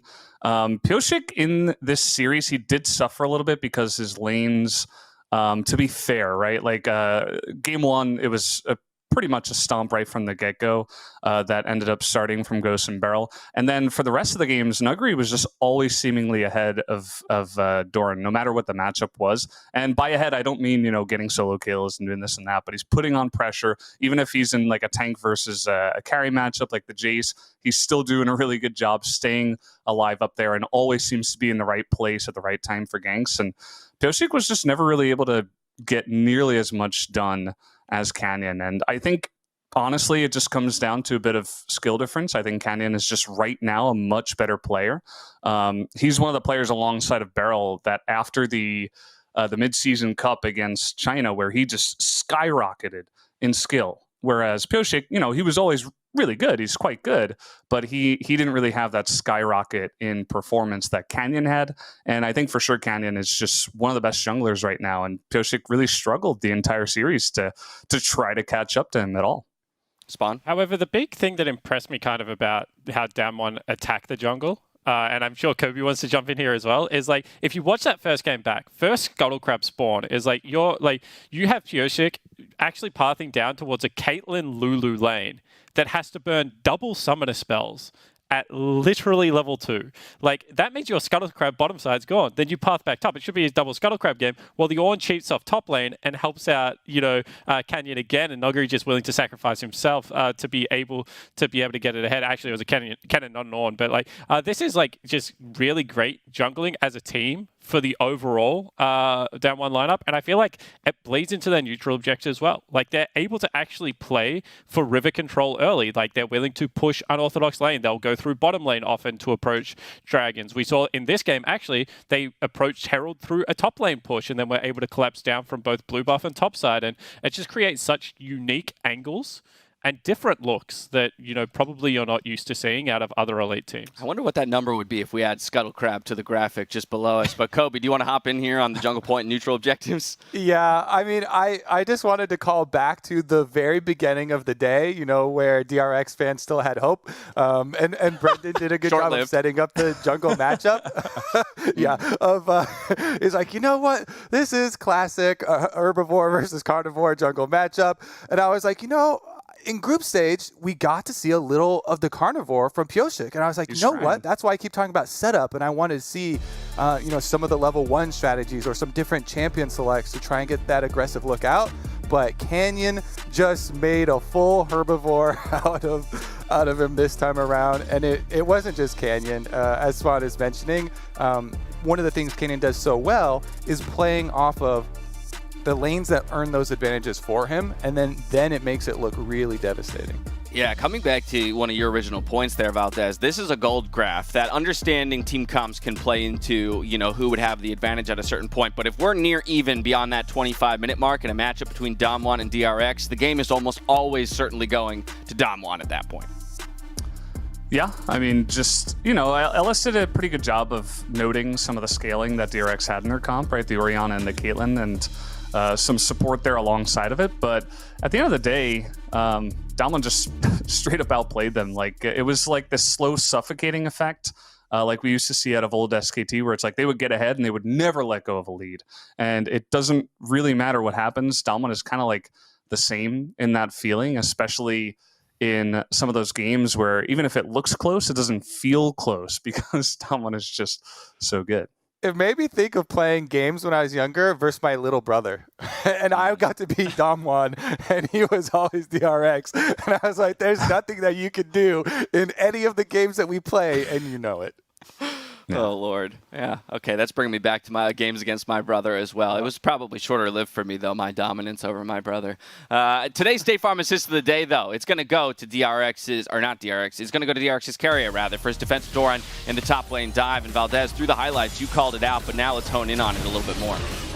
Yeah, basically, we always expect Beryl to be ahead of the play. He is the biggest roaming support, and I know we've got Lumao in the tournament, but man, Beryl has really stepped it up in that facet. But Keria, this was not even the first time. He is here right at the right moment, gets there to make sure Doran does not die, and also gets the wild growth with the double knockup, keeps them under the turret, even baits Beryl in for a little bit extra there.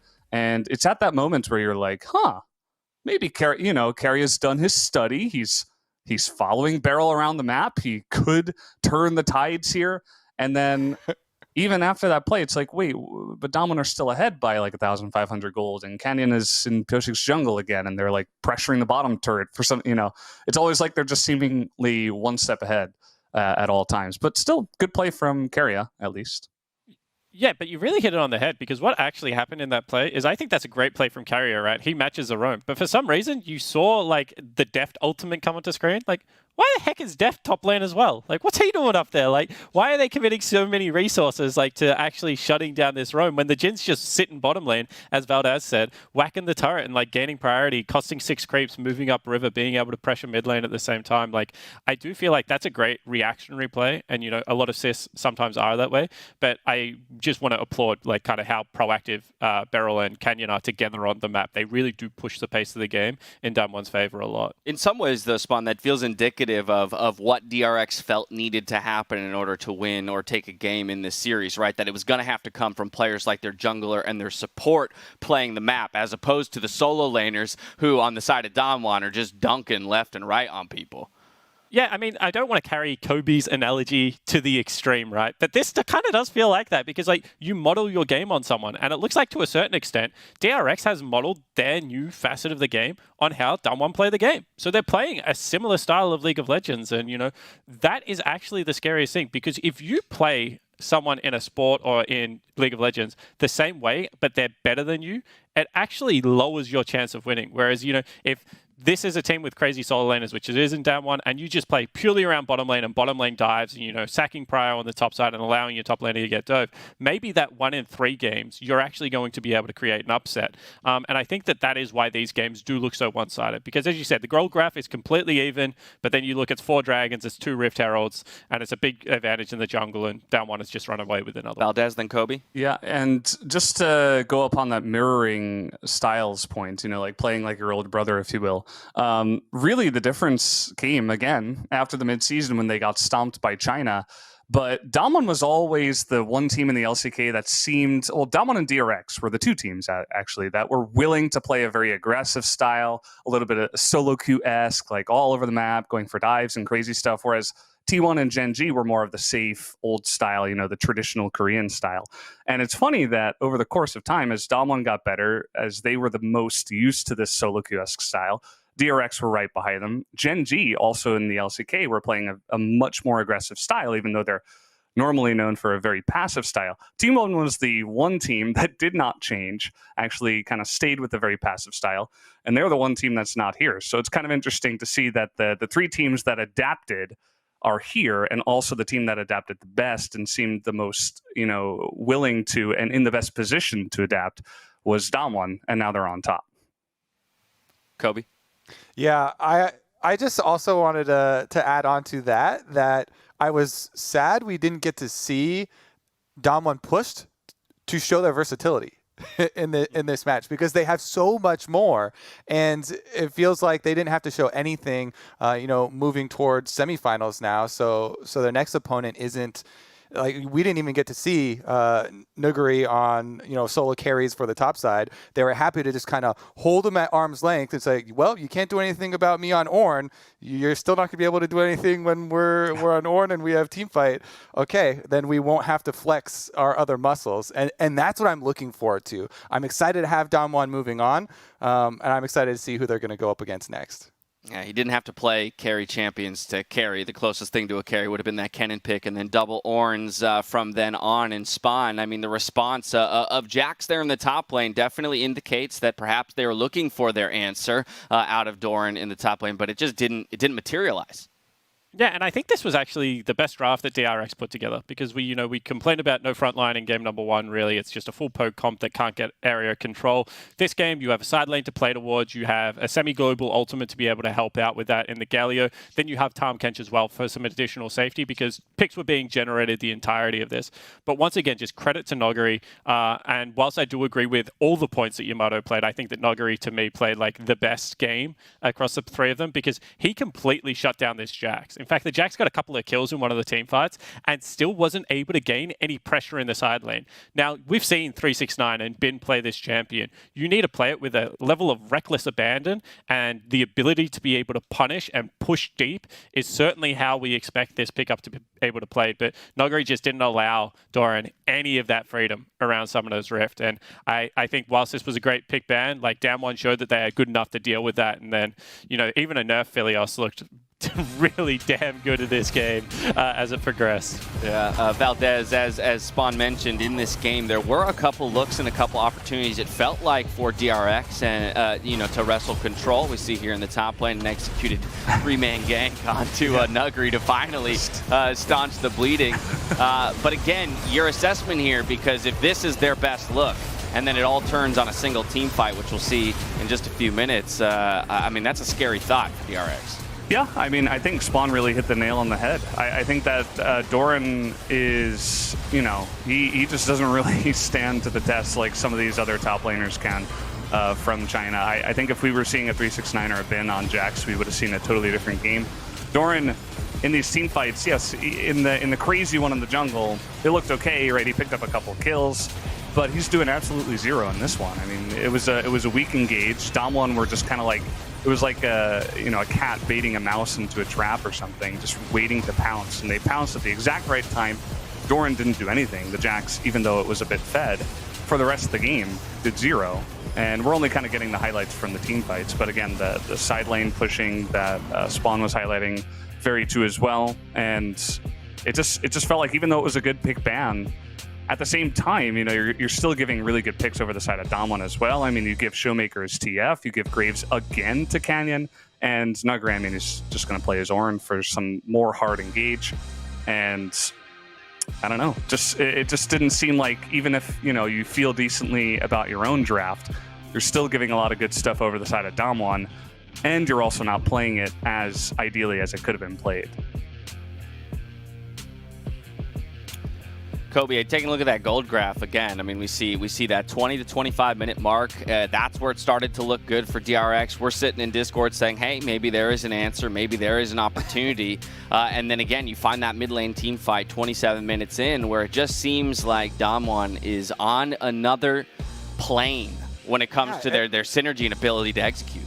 And so many times, too, DRX try and make something happen on the bottom side of the map. And I feel like for DAMWON, their bottom side is always the unsung hero. They don't get as much credit as the top side does because, DAMWON has such big stars in the top 3 players. But Ghost and Beryl, they continually got 2v2 advantages for themselves, and they continually turned around plays where they would evade something from DRX, and then we saw, Galio ultimate being used there for DRX to try and chase them down, try and get, some momentum to start stacking dragons, and yet they evade the Galio ultimate only to have TF come in, and then Showmaker's chasing you down, and you have the rest of DAMWON, coming out through to clean it up. So I also really think that was an important element to DAMWON's victories, was the bottom side being so strong.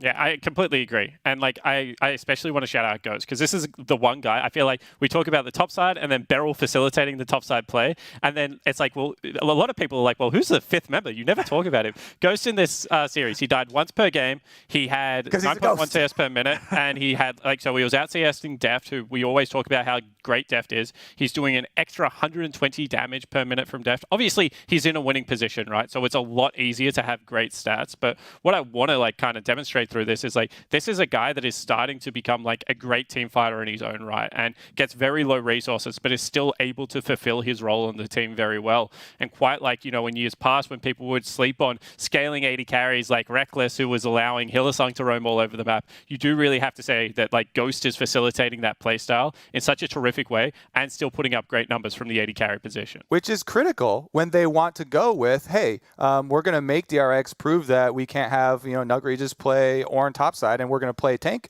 and we are going to play scaling. You need to have that solidarity with your AD carry player. Ghost, aptly named. And while I appreciate the fact that you want to highlight him, Spawn, it was actually Nuggery, so we're going back to the top side, who proved that every second counts by flashing in with an Ornn for a 2-man knockup, which turned the tides in DAMWON's favor. Right back into that 27-minute fight. Yeah, and what I love about this fight is the fearlessness of the entirety of the DAMWON gaming lineup to be able to follow up on that. He sees that play and he goes in a split second, but you can see the rest of the team is just right there behind him. Gets their summoner spell out. The 2 people without summoner spells knocked up. You saw him hit a 4-man knock up in the bottom side jungle as well on the Valdez replay that actually went in DRX's favor. And it just feels like it's so easy to get these kind of replays with Nuggery at the moment. It feels like he has like 3 of them a game. Like the guy just sees things in team fights and is so like, it's because he plays tank so aggressively and is like so far ahead of the rest of his team that he puts you in uncompromising positions where if you make that mistake, he is going to punish and capitalize. And my God, he is a very good team fighting top laner. Like say what you used to about his old Klepto, like lane kingdom style, forward percentage, all the stats we used to throw at you. This guy is just now a beast in the 5v5. And he can do the solo carry as well. We haven't seen much of that, as I think Dash was saying earlier, or Kobe maybe. But yeah, I mean, he's just a beast. He's crazy. And one thing I wanted to add, as you were talking about the team fighting, they just seem like one unit, right? And this is interesting that they do this against DRX and CV Max, because CV Max was always the guy with Griffin who was like, I want to have nobody talking. Everybody's just gotta feel it and work together as a team. Well, now it feels like DAMWON have achieved that, and they do talk a little bit in the team fights, just for that little note, but it does feel like they are one when you watch them team fight, and they love those like skirmishy team fights, right? They wait for the exact right moment. Everybody seems to be on the same page together. They all jump in.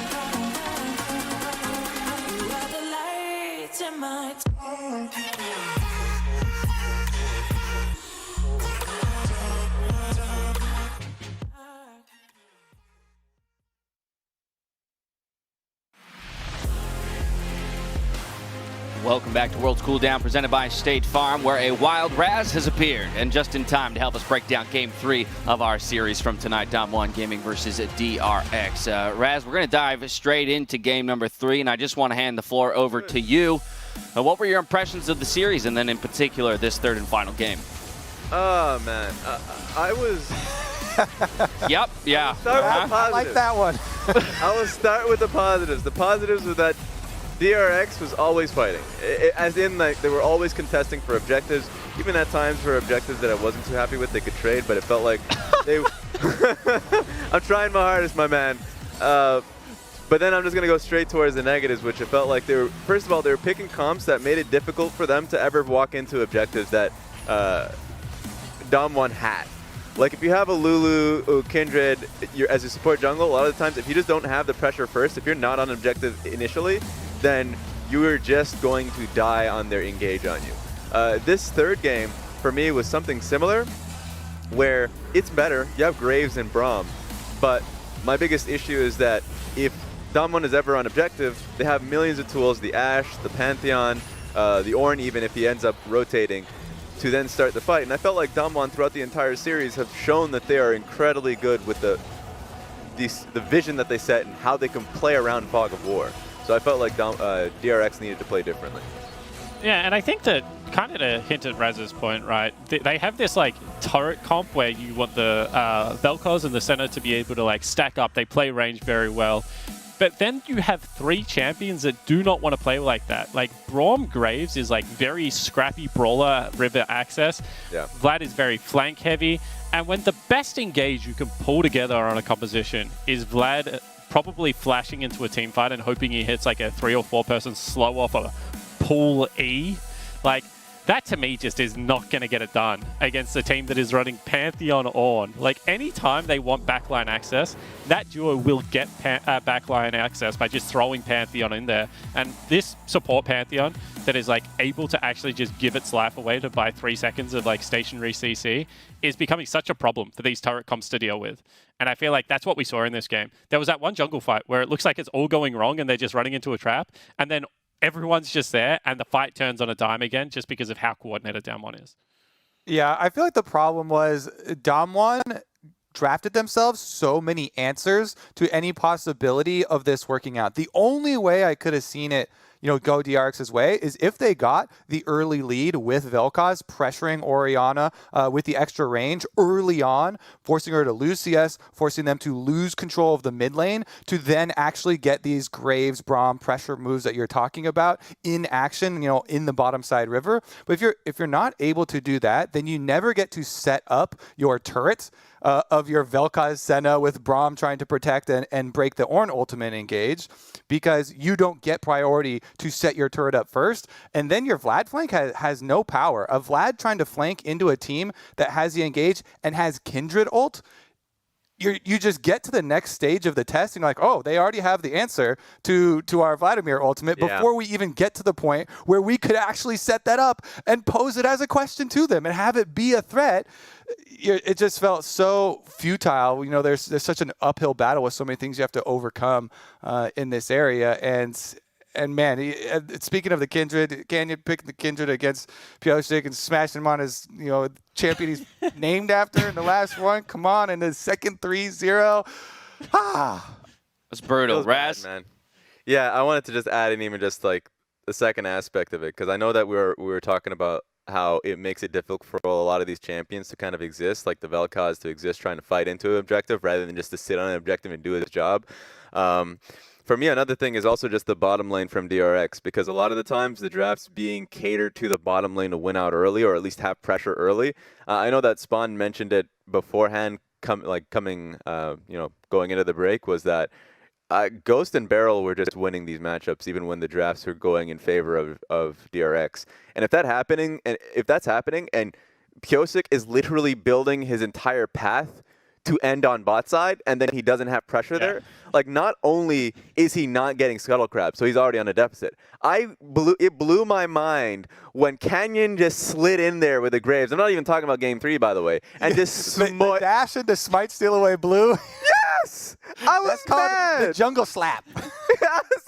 I was sad for him.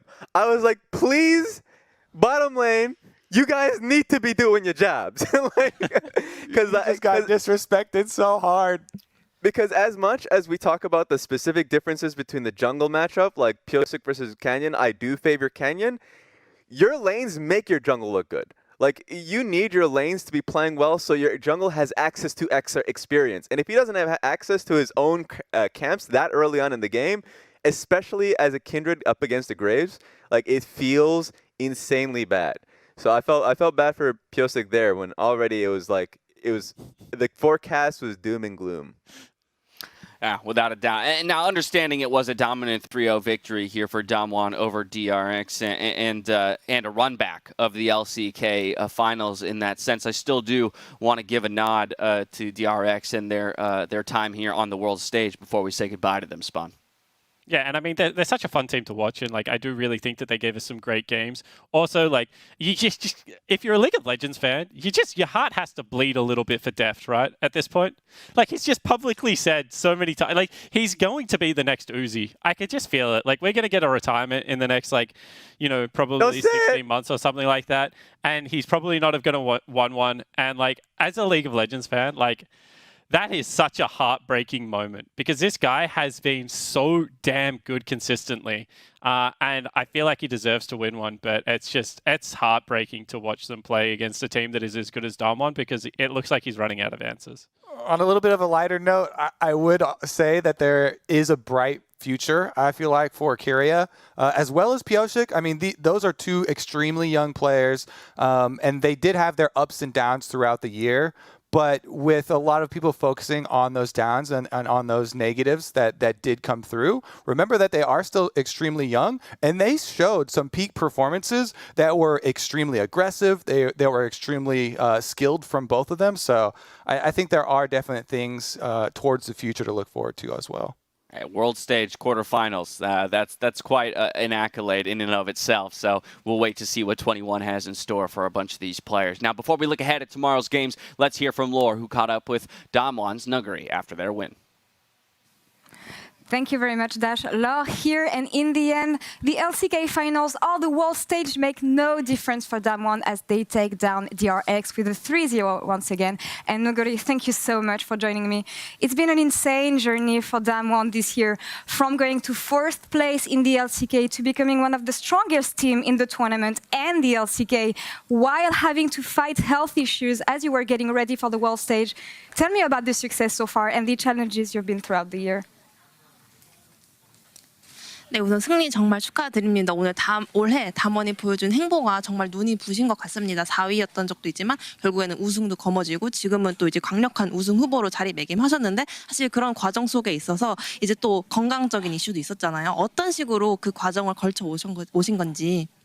제가요? 네, 그 여정. 사실 제가 수술한 이제 병명 이름이 이제 기흉인데, 이게 좀 움직이거나 이럴 때 좀 불편하고 하지만 이제 앉아 있을 때는 비교적 괜찮거든요. 그래서 게임할 때 사실 저도 잘 몰랐어요.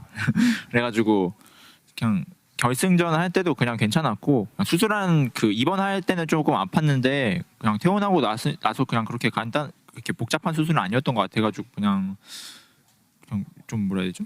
그냥 자연스럽게 그냥 완쾌된 것 같아요. Yeah, so I had collapsed lung, but well, it actually didn't hurt when I was sitting down and playing computer games, so I wasn't aware of it. But yeah, so it hurt a little bit when I was going through a surgery and staying in hospital, but it didn't really hurt that much. And then when I got released, I felt super comfortable, so it was all okay. I'm very glad to hear that. Thank you very much for confirming. Last year, your world run ended in quarterfinals, but this year you get to advance to semifinals. So how much stronger do you feel compared to last year and also compared to the other teams in the competition? 네, 작년에는 8강까지가 담원의 여정이었다고 하면 이번에는 이제 4강에 진출하셨잖아요. 작년에 비해서 얼마나 더 강하다고 느끼시는지, 또 다른 팀들에 비해서 담원이 더 얼마나 강하다고 생각하시나요? 작년과는 저는 좀 비교를 할 수 없을 만큼 좀 강해졌다고 생각하고, 두 번째는 뭐죠? 다른 팀들과 비교했을 때 지금. 사실 저희가 이제 G2 젠지 이 같은 뭐라 해야 되죠? 같은 쪽에 있는 반대쪽이나 다 잘하는 팀이라고 생각해서 거의 다 비슷하지 않나 생각하고 있습니다. So I think we got a lot more stronger compared to last year. I mean, it's even hard to compare to last year because we've gotten so much stronger. And I think we are all on a similar level. For example, we're with Gen G and G2 in the same bracket, but I believe all the teams are now at a similar skill level. That's very interesting to hear. We have very strong contenders this year. But okay, looking at the semifinals now, you will either face Gen G or get the rematch against G2. What do you think about this matchup? And do you want to get the revenge against G2? 네, 그럼 4강에 젠지를 만날 수도 있고 G2를 만나서 복수할 수도 있거든요. 어떤 식으로 예상하시는지, 혹시 복수를 원하시나요? 저는 둘 다 무서워가지고 저희 팀에 G2한테 이제 작년에 좀 복수를 하고 싶은 선수들이 많은 것 같더라고요. 저도 그래서 팀원 따라서 G2로 가겠습니다. So, well, actually, both teams look super scary, but I believe a lot of players on the side of DAMWON Gaming wants their revenge. So I'm gonna follow my teammates, and I want that revenge. All right, let's see if we get that revenge matchup. But Nuguri, 감사합니다 for the interview. Congratulations for advancing on semifinals. And Jason, thank you very much for the translation, as always. And back to you, Dash. Thank you very much, Laura. Nuguri's got G2 in his sights for that semifinal. Of course, G2's going to have to get through Gen G in order to get it. Yeah, I think that's what almost all League fans are hoping for in this moment. But before we get to that G2 and Gen G matchup, which comes later in the week, we got to get through tomorrow's best of 5. And it's another big one, Suning versus JD Gaming. Again, I will continue to reference Lyric, who said this was the matchup we wanted all year long in the LPL, and we're getting it here on the world stage, Raz. This was the banger I was looking forward to. Like, when I'm looking back at the last time I've watched them play, week 2 in the regular season, because you only get that one best of round robin, and I've seen Sune greatly improve from the beginning of the split to the end of the split, where they were on that that win streak that they had, especially through their top lane. Bin has been a madman. I felt like, sure, he's been really good in the regular season. He fell off a little bit in the playoffs, but he has been running roughshod in Group A. I really want to see Bin versus Zoom. Yeah, and that's the thing, Raz. Like, you can say he's been playing well, but you got to remember that there's kind of the big 2 top laners in the LPL, 369 and Zoom. And historically, that has been the hierarchy. You got to put those 2 guys at the top, and everyone else has kind of been a little bit below them. And I agree with you. I think Bin is such an intelligent and skillful player. He plays on that edge of kind of craziness versus being able to pick up good reward for his skill. I think that he's starting to play well around SOFM as well. He's incorporating in more of those plays. But a little part of me still just think, I think Zoom's still maybe the best top laner in the world, depending on who you talk to. And this is a guy that is not going to be easy to go through. I feel like Zoom chooses his moments super well too, is one of the big things, which goes underappreciated for top laners because it is a solo lane and because everybody looks at the 1v1. Yeah, I love that the replay here showed the GP play, because that's literally what made the name for both Zoom and Bin in International. That GP flank in some way. I do want to make a point of there are a few players in League of Legends that you give green lights to. Their coach just says, what do you want to pick? Just run wild. I have full faith in you. After what we've been seeing from Bin, you give him the card?